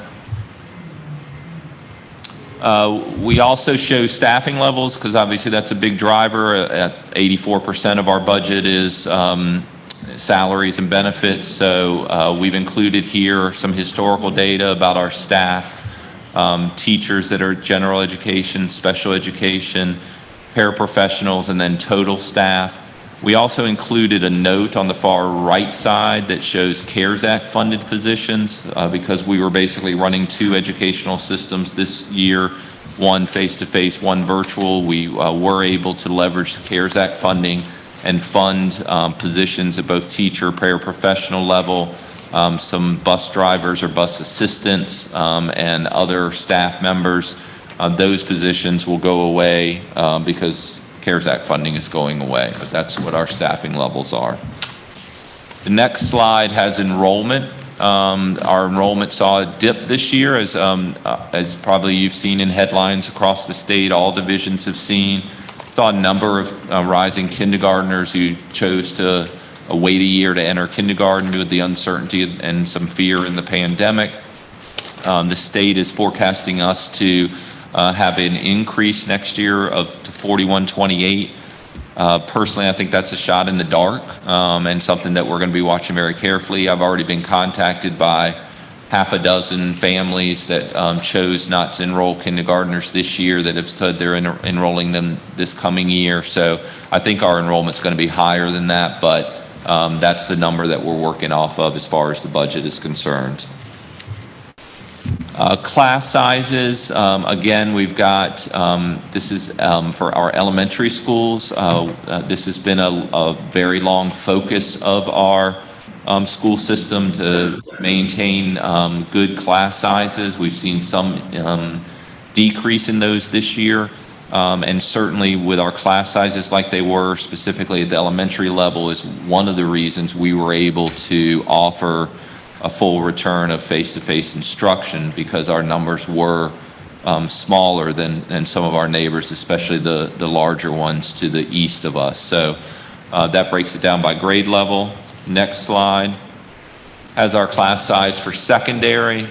We've included that for the middle school and the high school. And this includes both virtual students and face-to-face students. This slide is one that we show each year with just comparison of per pupil costs and talks about per pupil costs in Powhatan. You can see we've gone back all the way to 2009. looked at the difference between what it costs to educate a student in Powhatan per pupil, and then compare that to the state average. We don't have 2020 data yet. We'll have that in April. I did, because it's a question that's come up previously in some conversations with county staff. This does not include debt service for any county in the state. It's just operating funds. Can you go back, please?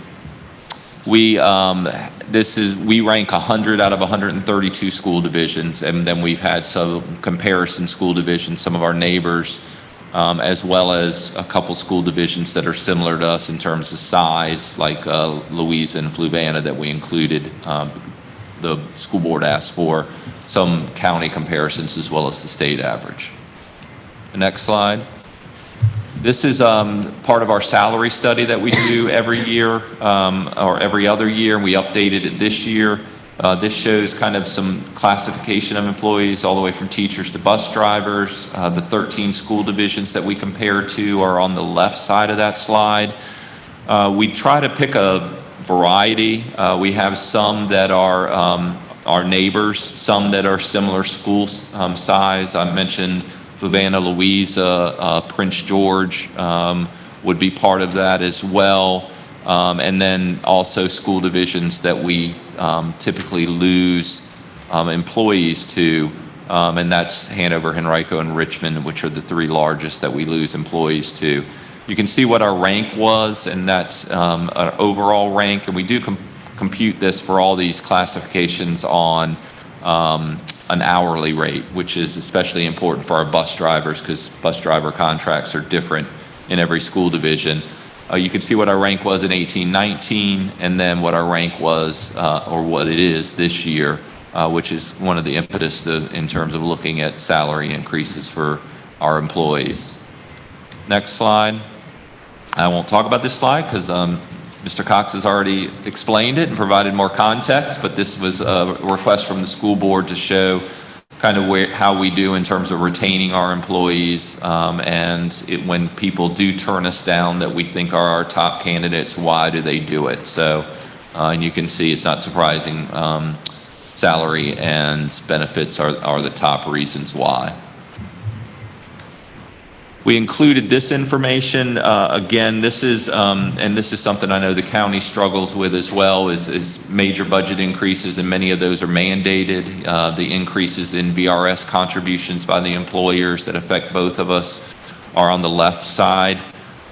There are the raises. You can see years that we received state funding and we're able to provide raises for our employees going back to FY12, and then also increases in our group health insurance. If you take those out, and I know it's a big chunk of it, but if you take those mandated and salary increases out, our budget has actually gone down by a little under 1.5 million since FY12 without those increases to those categories. Next slide. This is one that I've had a lot of conversations with Mr. Smither about, and that is our composite index and the impact of that.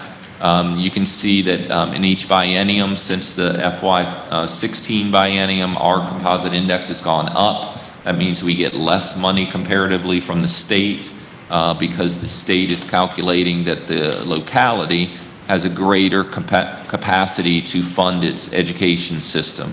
So we have lost since what our composite index was in 2015 and 2016. Close to $4 million in state funding because of that increase in the composite index. One of the factors that drives that is home assessments and the difference between what a house sells for and what it's assessed at.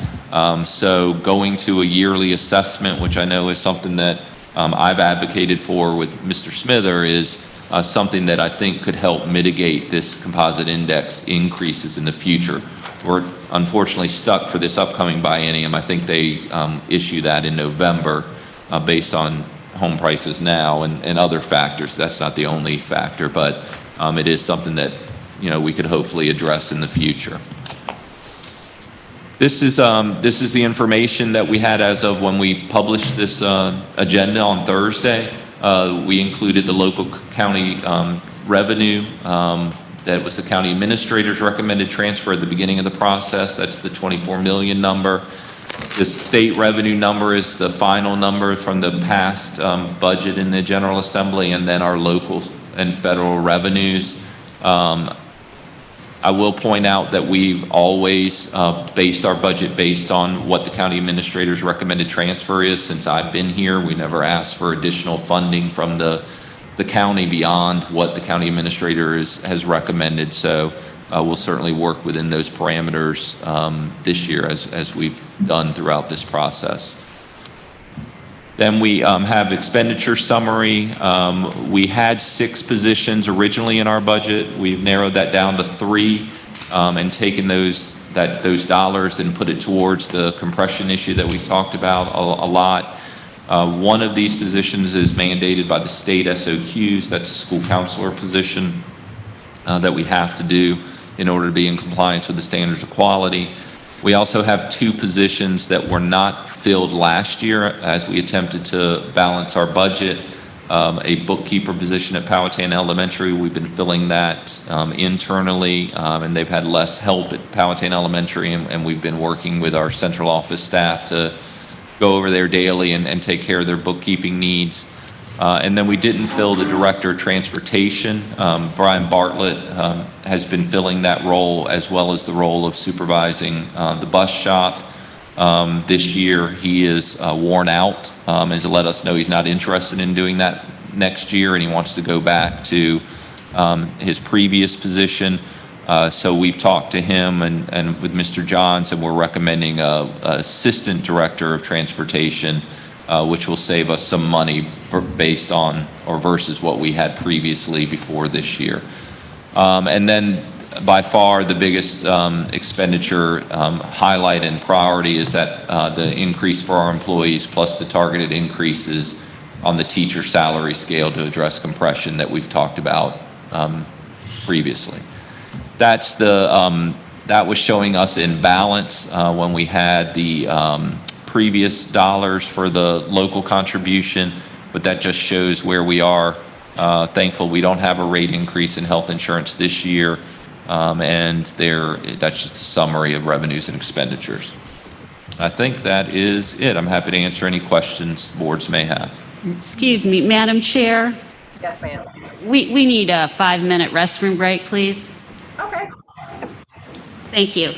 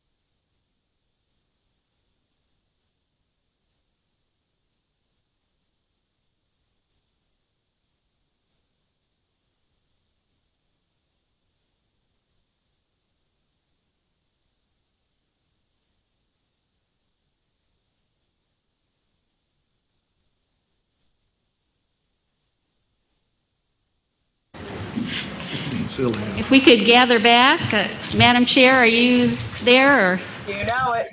Okay, thank you. Madam Chair, Yes. I wanted to talk a little bit about the strategy, I guess, theory of budgeting a little bit, and kind of let the school board know, Mr. Cole mentioned earlier, I want to make sure that we're on the same page.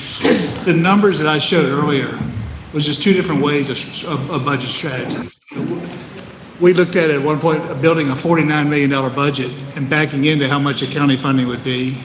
And the school board's traditionally taken a number from the county and built from that number. There's two different ways of getting to an answer. Our board of supervisors hadn't seen the 214,000 yet. That was something that when we're building our budget internally, that we're not quite in line with the school board's budget. But I don't want you to think that our board has seen the 214 yet. It's a working process, but it's two different ways of getting to the budget process. We feel, excuse me, I shouldn't say we. The strategy when I showed you 214, the Big Brother, in this case, Big Brother's the state of Virginia, if they give us an extra $214,000, should we reallocate it to other needs within the school system, or should the county share in those savings? So it's literally up to the two boards to deal with that concept or strategy when you're dealing with budgeting. But the first thing I want to make sure you do, you guys saw 240,000 tonight at the same time our board did. So it's not a plan at this point. It's just a budget workshop. So I hope that helped. Do we have any questions from the school board on that? Thank you, Madam Chair. How about the Board of Supervisors? Any discussion on Dr. Jones' presentation? Madam Chairman? Yes, sir. Dr. Jones, in your, I guess it was almost one of your last slides, expenditure summary, where you showed new positions, just so you know, we've been having some discussions about where the cost for the sheriff's resource officers should sit, okay? And so we don't have an answer to that, but that discussion's going on since they'll be spending the bulk of their time here, as I understand it. Right. So that discussion's going on. The second thing is 5% increase for employees plus targeted increases. Do you have a dollar amount? Now that we're talking about budget, do you have a dollar amount that you're plugging into your budget for targeted increases? I think that's the question Mr. Byerly asked for. That's the same thing? Okay. So our total amount, if you pull up, we have a revenue and expenditure summary, one-page sheet that's attached, that the total number for increases is 1.57. And of that, I believe the number for salary compression is about 120.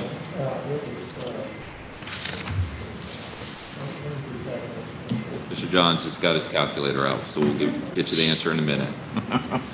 Dr. Jones, in their presentation earlier in March, their 5% salary increase for all employees is projected at $1,499,883. So I assume that the targeted increase is the difference between those two figures? That's correct. It's about $80,000. So it's $1.4 million.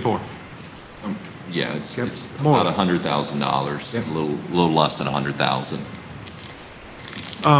Last question. 127,000. 127,000. Yep. So that's the amount that would go towards targeted increases to address the compression at those steps. If you decided not to go into an average of 5%, which would be another way of looking at it. You showed the student population earlier, and it's been flat, down a little, and you're hoping it comes back.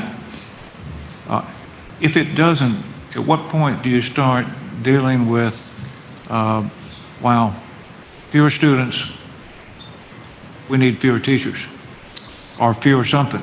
Okay, where does that factor in? I don't see us at that point now, but I mean, it could, we look at that every year. I mean, if you go back to that slide in 19 and 20, we had less teachers than we did in 18 and 19 because we saw a dip. So, I mean, we look at it every year in terms of budgeting and what our numbers are going to be. But it's always going to be a trailing, that's not something you want to get in front of, Yeah, right? 'cause, yeah, you don't want to get in front of it because sometimes the numbers fall in such a way that you're able to reduce a teacher, but sometimes those numbers are such that you're going to end up with 2 classes of 27 fifth graders. You don't really want to have that. So it's just a balancing act in terms of the master schedule at each school. Thank you, Madam Chair. Thank you, sir. Madam Chair, Yes, sir. Dr. Jones, I was attending the VML-VACO finance conferences before the General Assembly every year before we had COVID. And the years leading in to my not attending because of COVID, the mantra down there with every session was the state wasn't doing their fair share with education. I mean, that was the theme of, I can't tell you how many conferences over the years. In your opinion, has that changed this year? I think there have been some steps in the right direction. I think there's still some, there's still some policies in place that are left over. The cap on support positions is one that, we advocate for, that was part of the Great Recession. We get paid for 28 support positions. That includes bus drivers, instructional assistants. That's all the state funds us for. We have 90 bus drivers with the routes that we're running and a number of instructional assistants. So there's still some areas that we're behind and I think hurt us.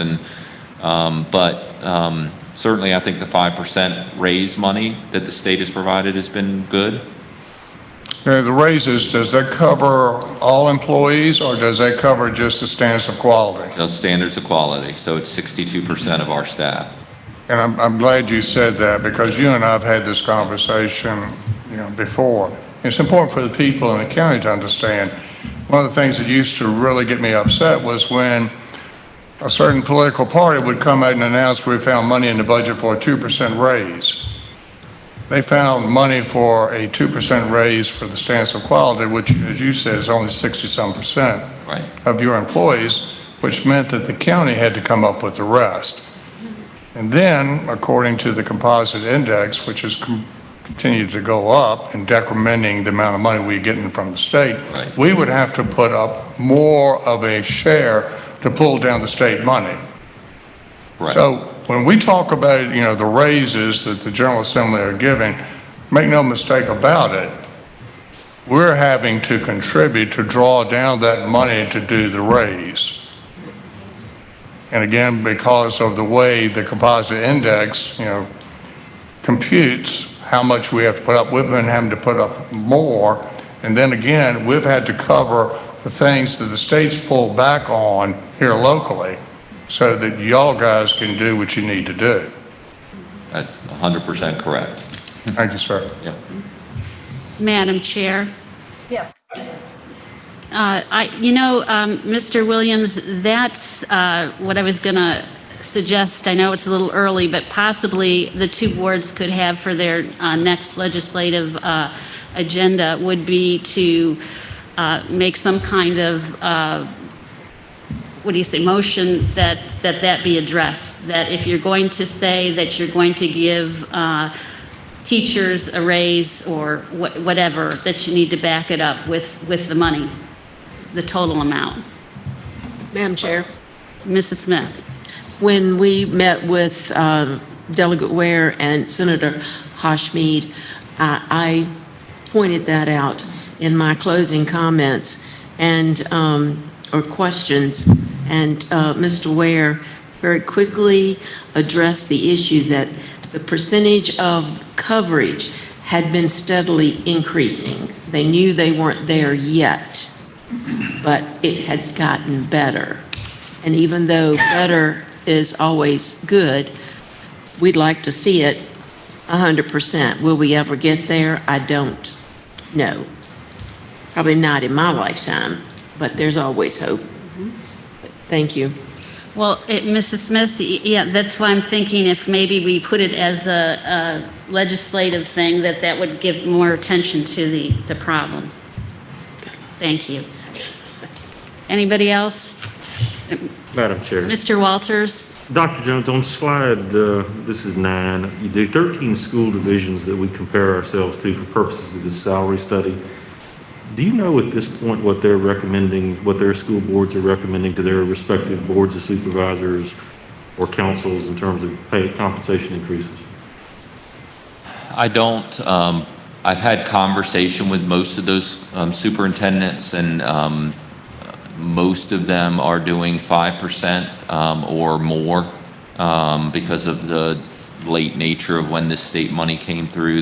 A lot of people are trying to address compression and doing targeted increases, but I know many of them have not presented to their school boards yet because we just got this information, late or last week. So we can get that information for you, but everybody that I've talked to is at least doing 5%. Right. Okay. Or planning to recommend that to their school boards, I should say. So our effort in doing this, and you do this full study, I believe it's every other year, is that right? We do. So the effort in that is to try to, and we recognize that there are school districts that we simply cannot compete with from a compensation perspective, but the effort is generally to be at the middle of that scale. Is that right? Yeah, philosophically, the school board has not made it a goal to be at the top of the, be number one. It's been to be somewhere in the middle, recognizing that we have some, more affluent counties that that we want to at least compare ourselves to, but we may not be able to compete with on salary alone.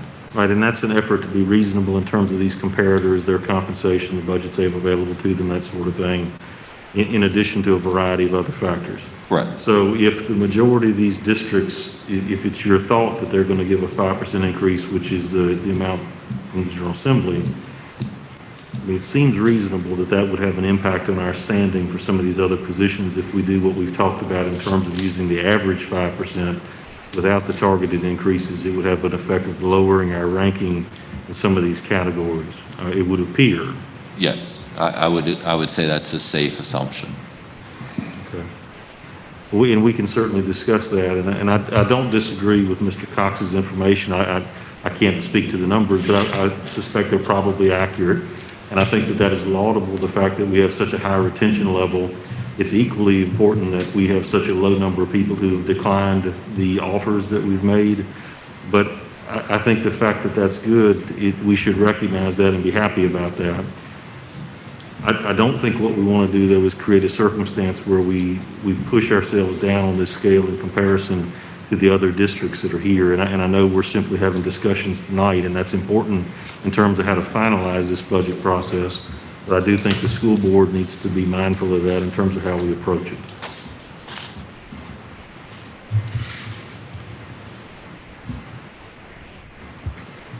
Any other school board comments?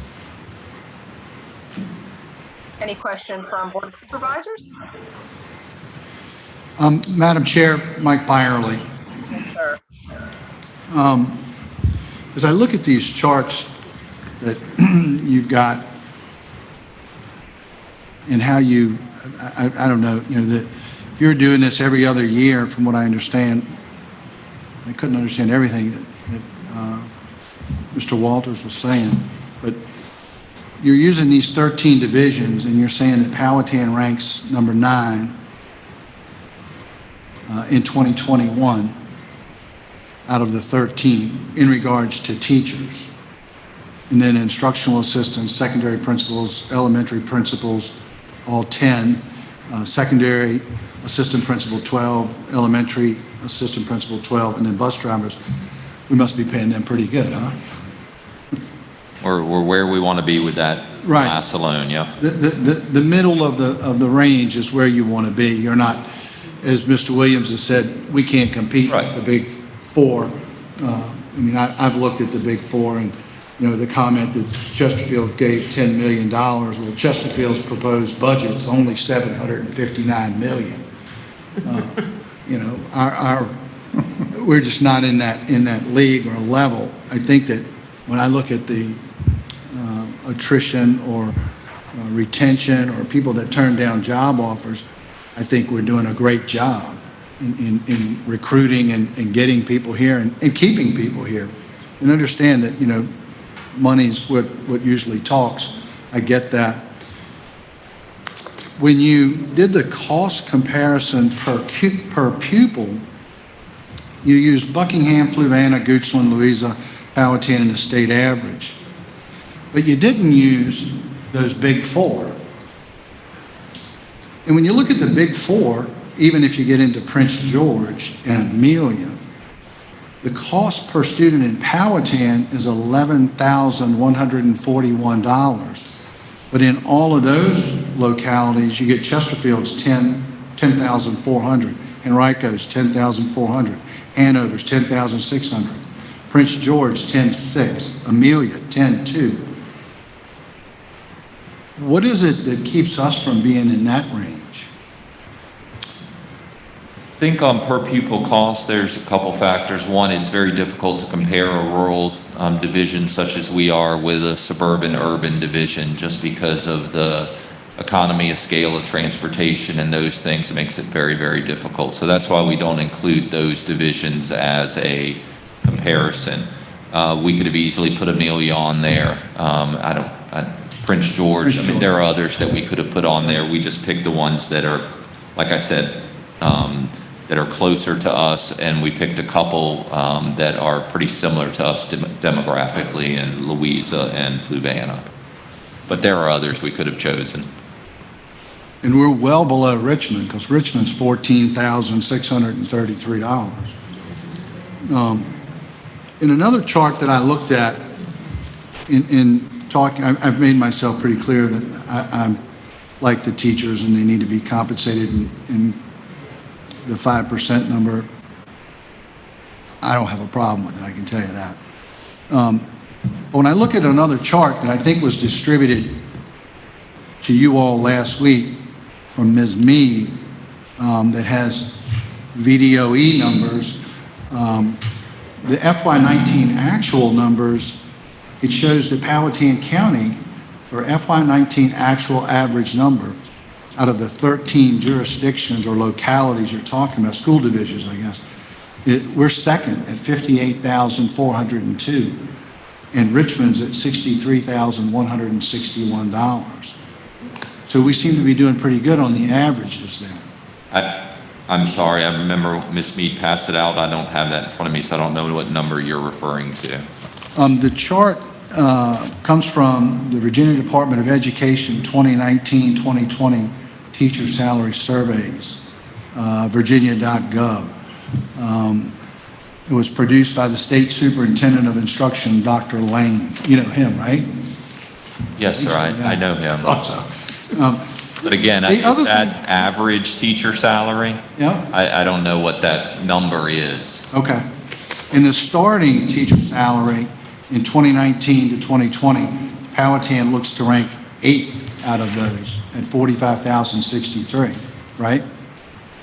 The one thing that doesn't come into play there is where Powhatan County ranks in terms of the real estate tax rate, which all these things come into play in terms of how we're going to get through this and try to find a way to, I mean, there's lots of things we can work on with compression pay and so forth, but we have out of those, we have the 6th highest real estate tax rate. So the numbers just seem kind of odd. We're high here, we're low here, but it just depends on how you put them together. And then the last thing I want to say, for the benefit of the public, and make sure that I understand this, when the state contributes funding for this 5% raise, it's $722,000 that they're contributing, right? That's the state incentive for the 5% raise, yes, sir. In order for us to get the 5%, they put up $722,000. Powhatan County puts up the rest. So that moves everybody up. It elevates their pay scale up, right? Correct. At 5%. So next year, when their pay scale's up there, the state's not coming in and helping us again. The county's paying that full amount. The state funding stays level based on that budget unless they cut funding for public education. That's the starting point for the state budget moving forward. The 722,000, they'll kick that in next year too? Yes. So when you look at the is it CPI, compact index? Composite. Composite index. When that number shows to go to the level that we're at, it's almost $4 million is what you said, that the state's reduced. It's 3.9 million. When the state reduces that funding, who makes that funding up? The county? Okay. So the county makes up where the state cuts us off a little bit, or to the tune of $4 million on that. The county comes in, the taxpayers of the county makes that difference up. Thank you, Dr. Jones. Thank you, Madam Chair. Thank you, sir. Any other discussion? Madam Chair, this is Rick Cole from District 1.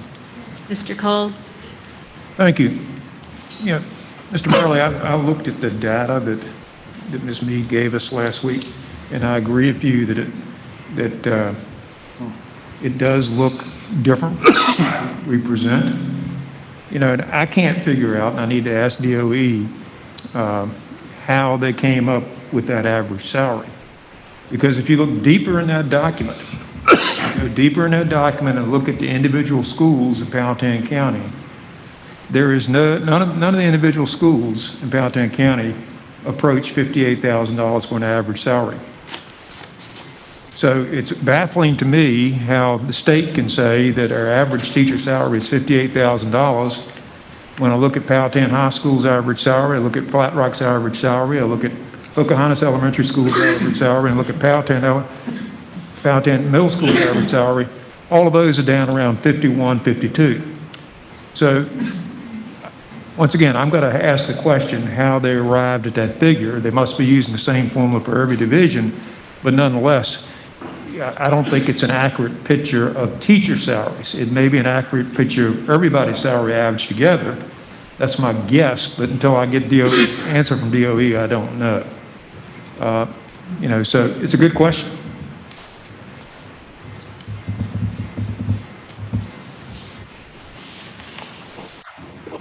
And any other discussion from the Board of Supervisors?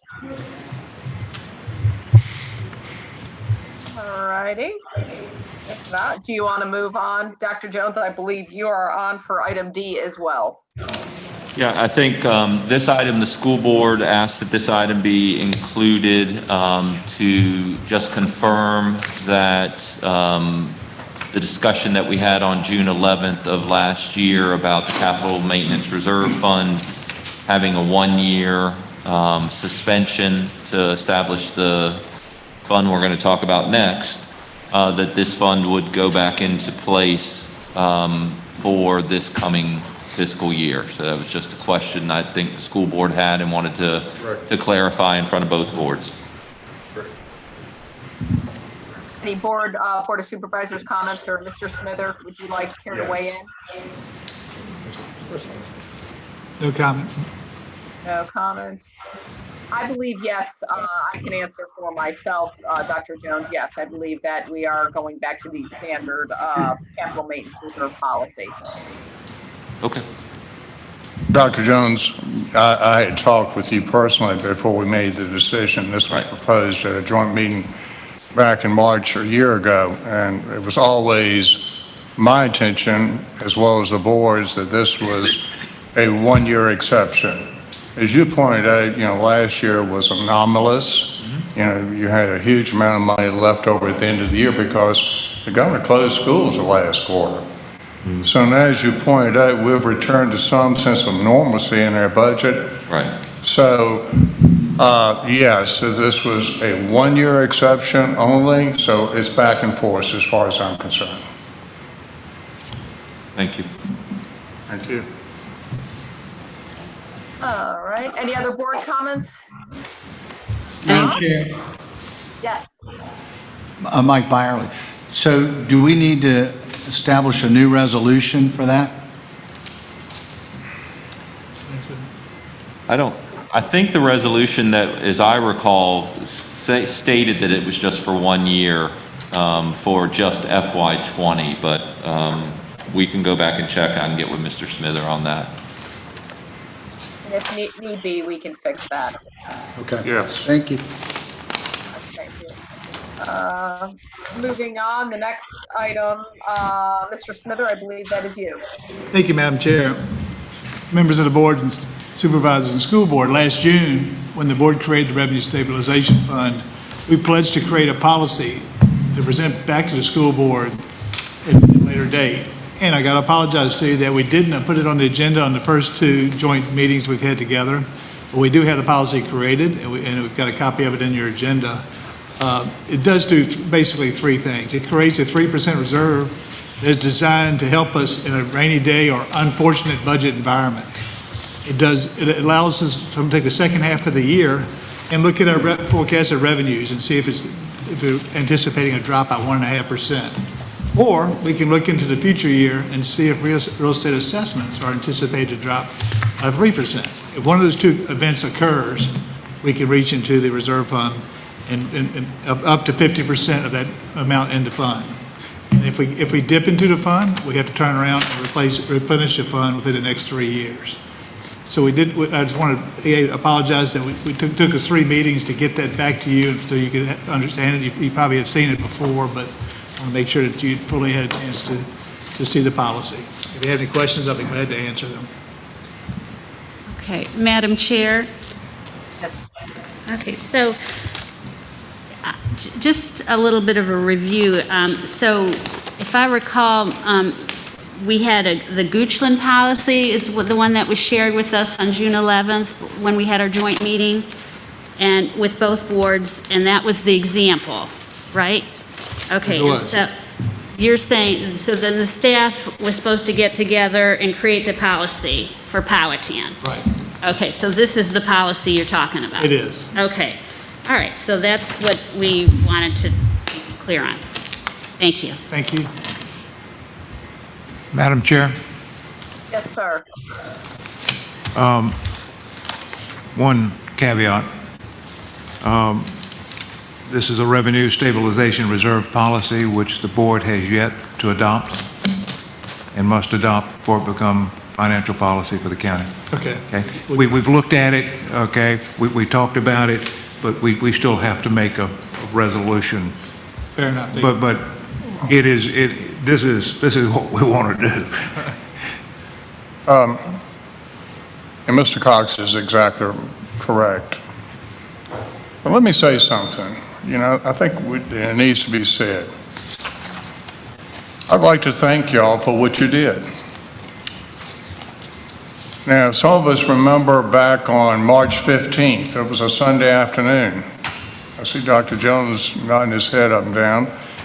Mr. Walters will remember it. Kim Emil will remember it. I'll certainly remember it. Sheriff, Fire Chief.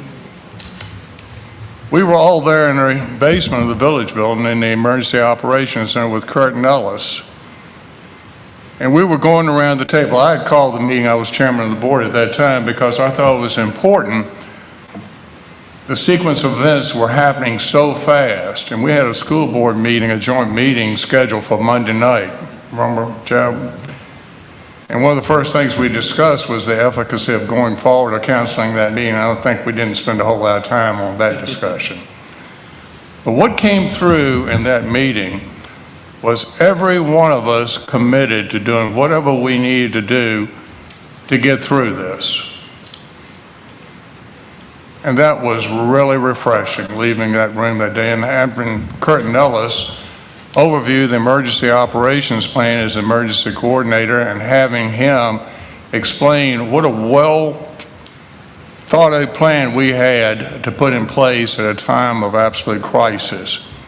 Because it's easy to reflect back now and forget, exactly what was happening, but this thing was on fire. And we didn't know where it was going. But again, I just want to thank you for joining us and coming together in the creation of this fund because it was important. We found that we didn't have this like the state and other localities, and we felt it was very important going into the year that we create this as soon as possible. And we couldn't have done it without you. So I just want to say thank you. Thank you. Well, thank you. We appreciate you saying that, Mr. Williams. Madam Chair, Yes, sir. for those that want to see it in writing, on page 35 of your packet, the resolution approving the reallocation of the school board's FY 2020 savings to the Revenue Stabilization Plan. And it's, at the end says, now, therefore, be it resolved by the Powhatan County Board of Supervisors that Powhatan County approve the suspension of this policy for a one-year term. So it's there, it's in writing. Thank you. Thank you. Thank you, Madam Chair. No problem. Any other board comments? Board of Supervisor comments? Okay. Are we ready to move on to our final public comment period? Anyone wishing to speak, please come forward and state your name and full address for the record. We'll do the physical ones first.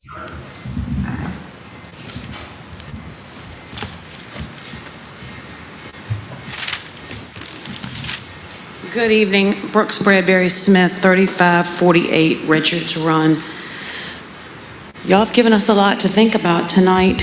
I recall listening to a lot of these meetings back in the summer when the $1.3 million was put in that fund. And I recall one of the discussions being, and many of the discussions this summer being around what the tax collection rate was going to be, and the fact that in November we were going to come back and look at the issue of compensation. That $1.3 million is still sitting there. You collected far above 92% taxes. You collected 97%. That hasn't been spoken about tonight. You all can craft these figures however you want to, but at the end of the day, there are pawns on the chessboard, and most of them are sitting back there. You can talk about teacher retirement, but the reality is teachers generally now in this country don't last 5 years. Teachers don't teach to retirement. They can't afford to. And it's fascinating to me that whenever a time to talk about what teacher benefit can be taken away, we at that point find it convenient to talk about private corporations and what they do and don't do, but we don't talk about that compensation level of private corporations. I also found it fascinating that this evening, one of you mentioned that we couldn't possibly keep up with the Big Four, but yet wondered in the one benefit that we have that we exceed the Big Four that costs this school division less than 0.6% of the budget for the teachers who have served this county 25 years or more, that's where the fat on the calf is. That benefit has been promised to us since at least 1998 and far longer than that, and is often the carrot that's dangled out there to tell us, walk away from your raise, take a pay cut so your friend can keep their job. And the other thing I'd like to say, and Karen, I'm going to go over and I'm going to ask for permission to go over. I saw you all sit here and bring up the issue of this year's compensation, and the entire Board of Supervisors, for the most part at the beginning, did not say a single word. When every other county in the division in this state went to go back to school, 80% of teachers in Chesterfield said, we're not going. We won't go. What did Powhatan County teachers do? We went. We trained all summer. We got up and we went into those buildings. We went. And not one of you tonight felt it necessary to say thank you, much less talk about giving us the pay raise we deserve. I'm really ashamed that I live and work in a county right now where I have given 28 years of service and have taken a pay cut that you all are well aware of for the last 6 years has put us in the negative to 2008. You know this. You have known it. You know all the elephants that are in the room. And you can talk about the percentages of difference to Henrico County retirement insurance, But Henrico teachers right now are paying $500 less a month for insurance than I am, and making $20,000 more. So when you want to start equalizing things, let's fix those first, before you take that tiny benefit you've given me for serving my county faithfully. I apologize for running over.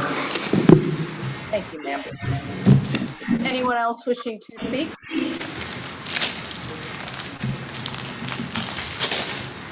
Any other physical attendees?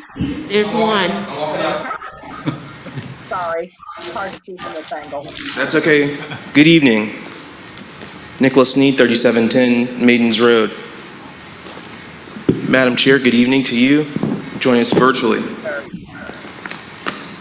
You have just heard from one of my teachers, one of my mentors, one of my colleagues that I have the great honor and privilege of working with. You've heard from many of them who are sitting in the back, and you are going to hear from some of them maybe even later on, talking about the things that matter. I'm privileged to have lived in this community and still live in this community. I'm getting ready to build a house in this community. It's an exciting time. But one thing that is consistent is, and the thing that I know, everything in life costs someone something. It costs me a little bit more money to live out here. Okay, I'm losing just a little bit more of my salary because I'm working in the school division. Sure, I could go and find a better paying job in a neighboring school division. Sure, I could do that. I could go to move to Northern Virginia. I could go to Texas, go to California. That's where band is the king. But I chose to come back here. I'm here right where I started. Right where I got my first performance opportunity. Right where now I'm watching our students be a part of our nationally award-winning program. You gave me that opportunity. You afforded me that opportunity. I want to talk to you this evening about making sure that opportunity is afforded not just for me, but for the future. Planting that seed for the future.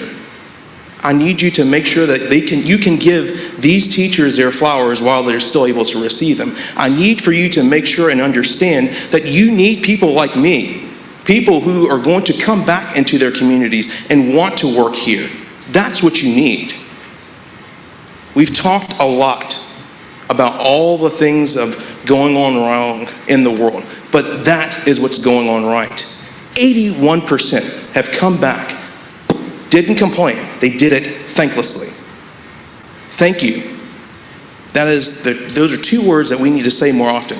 Thank you to our teachers, thank you to our police officers, thank you to our public service, thank you to our citizens who make sure that we have what we need. Thank you. I don't want you to throw away your shot. Don't throw away your shot at this opportunity to make an investment in the future of this community. Yes, I understand there are lots of different things that are going on, but it's time to make an investment right now in those seeds. It's time to make an investment so that we don't have to worry about broadband internet, because you know that's an issue. It's time that we make an investment in our education system, because that's why people move to this county. You can say whatever you want. They move here for the quality of schools, for great public safety, and that's the reality. We need to make sure that we are investing in our future. Don't throw away your shot. Thank you, sir. Anyone else wishing to speak? One more. It's more Sneed that you need. I'm Andrew Sneed, 2914 Edith Lane.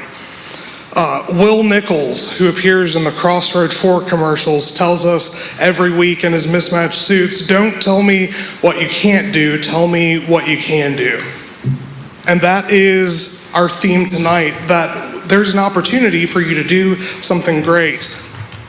I remember being a small child, and when I got my allowance, my parents would tell me, don't spend it all in one place, and don't spend it on something that won't last past this moment.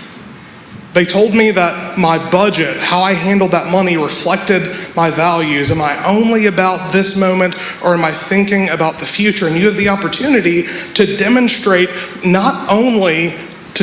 your values, not only in this moment, but your values as it relates to the future.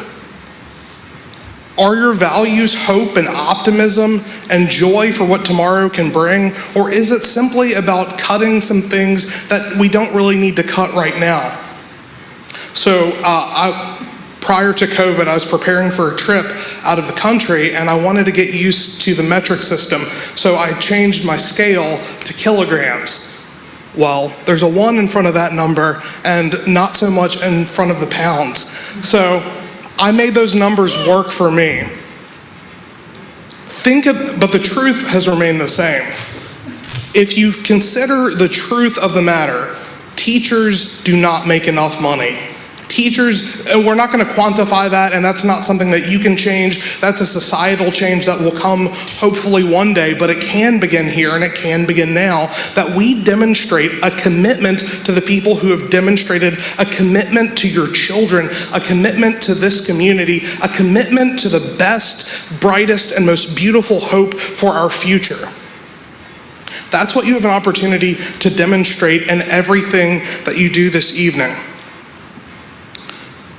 Perhaps you did not know any of the information that was shared this evening so eloquently, so passionately, so powerfully by wonderful educators who've dedicated not only their livelihoods but their lives. They go to work every day prepared to perform CPR on a student who may need it. They go to work every day prepared to put themselves in between danger and young people. They go to work every day to do what's right.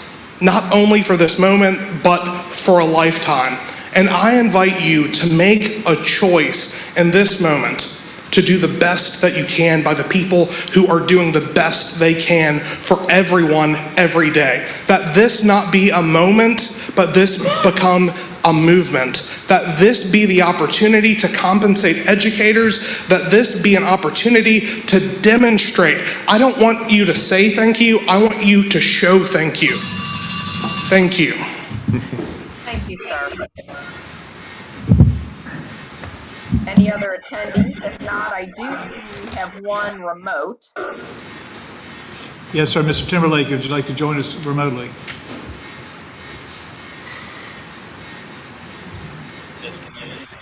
Yes. So Jamie Timberlake, 1450 Schroeder Road.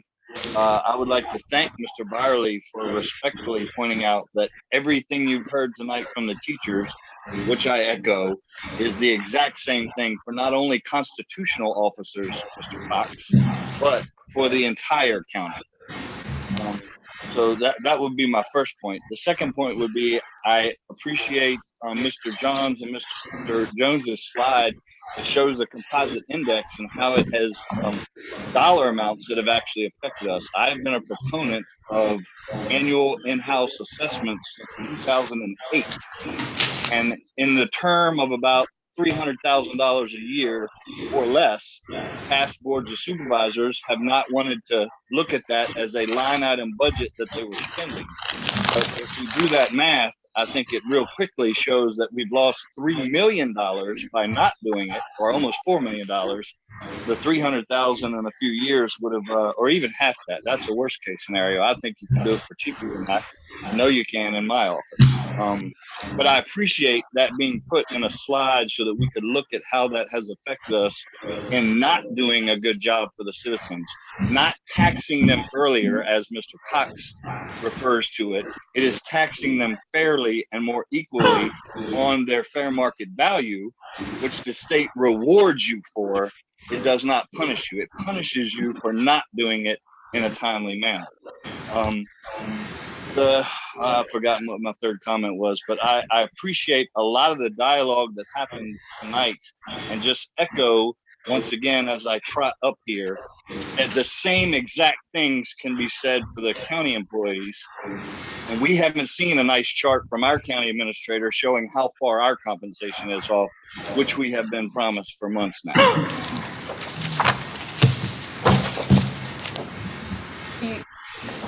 Finished, Jamie? Okay. Thank you, sir. I don't see anyone else remotely with their hand raised. So, seeing that, I will close the public comment period. Any county administrator comments? No, thank you, Madam Chair. How about Dr. Jones, any comments? No, Madam Chair. I think I've said enough. Board comments? Madam Chair? Yes, Mrs. ma'am. Smith? I would just like to start out by saying that to the administration at every level in the school division, the maintenance workers, the cafeteria workers, bus drivers, staff, instructional assistants, and to the teachers in Powhatan County, we do appreciate your efforts. We do appreciate what you do for the students of Powhatan County. I personally understand what you do on a daily basis, having been there, done that for 29 years. And if for some reason I have not said thank you, let me reiterate those words to you tonight, those of you here and those of you listening. I personally thank you for everything that you do. And I hope that you hold on to your passion and your desire to do the very best for every student that walks through the doors of your classroom. Thank you. Madam Chair? Okay. I'm going to second that and say thank you. Mr. Sneed, thank you. That's what we need to start doing. You are so right. Thank you. I would just like to address the $10 million that the Board of Supervisors said that they were going to give to the school board in Chesterfield. I know we don't have $10 million. That wasn't the reason I brought that up. Why I brought it up was because the Board of Supervisors in Chesterfield said, gosh darn it, we care about our teachers, we care about our school employees, and we're going to do something about it. So all I'm saying is, whatever it is you can give us, I want to see us do a press conference. You know, the headline in Powhatan today, our Board of Supervisors care, and this is what they're going to do. So whatever you can do, it doesn't have to be $10 million. So I apologize if that's what you were thinking I meant, because it wasn't. Thank you. Madam Chair? Mrs. Ayers? Yes, I too I think I do a pretty good job of thanking my teachers and how much I love you guys and know that we couldn't have the school system we have without you. And also, thank you all of you, for being brave enough to come tonight and very passionately say what is the truth and what we know is the truth. And just God bless you all. Thank you so much for what you do for our kids during these times and always.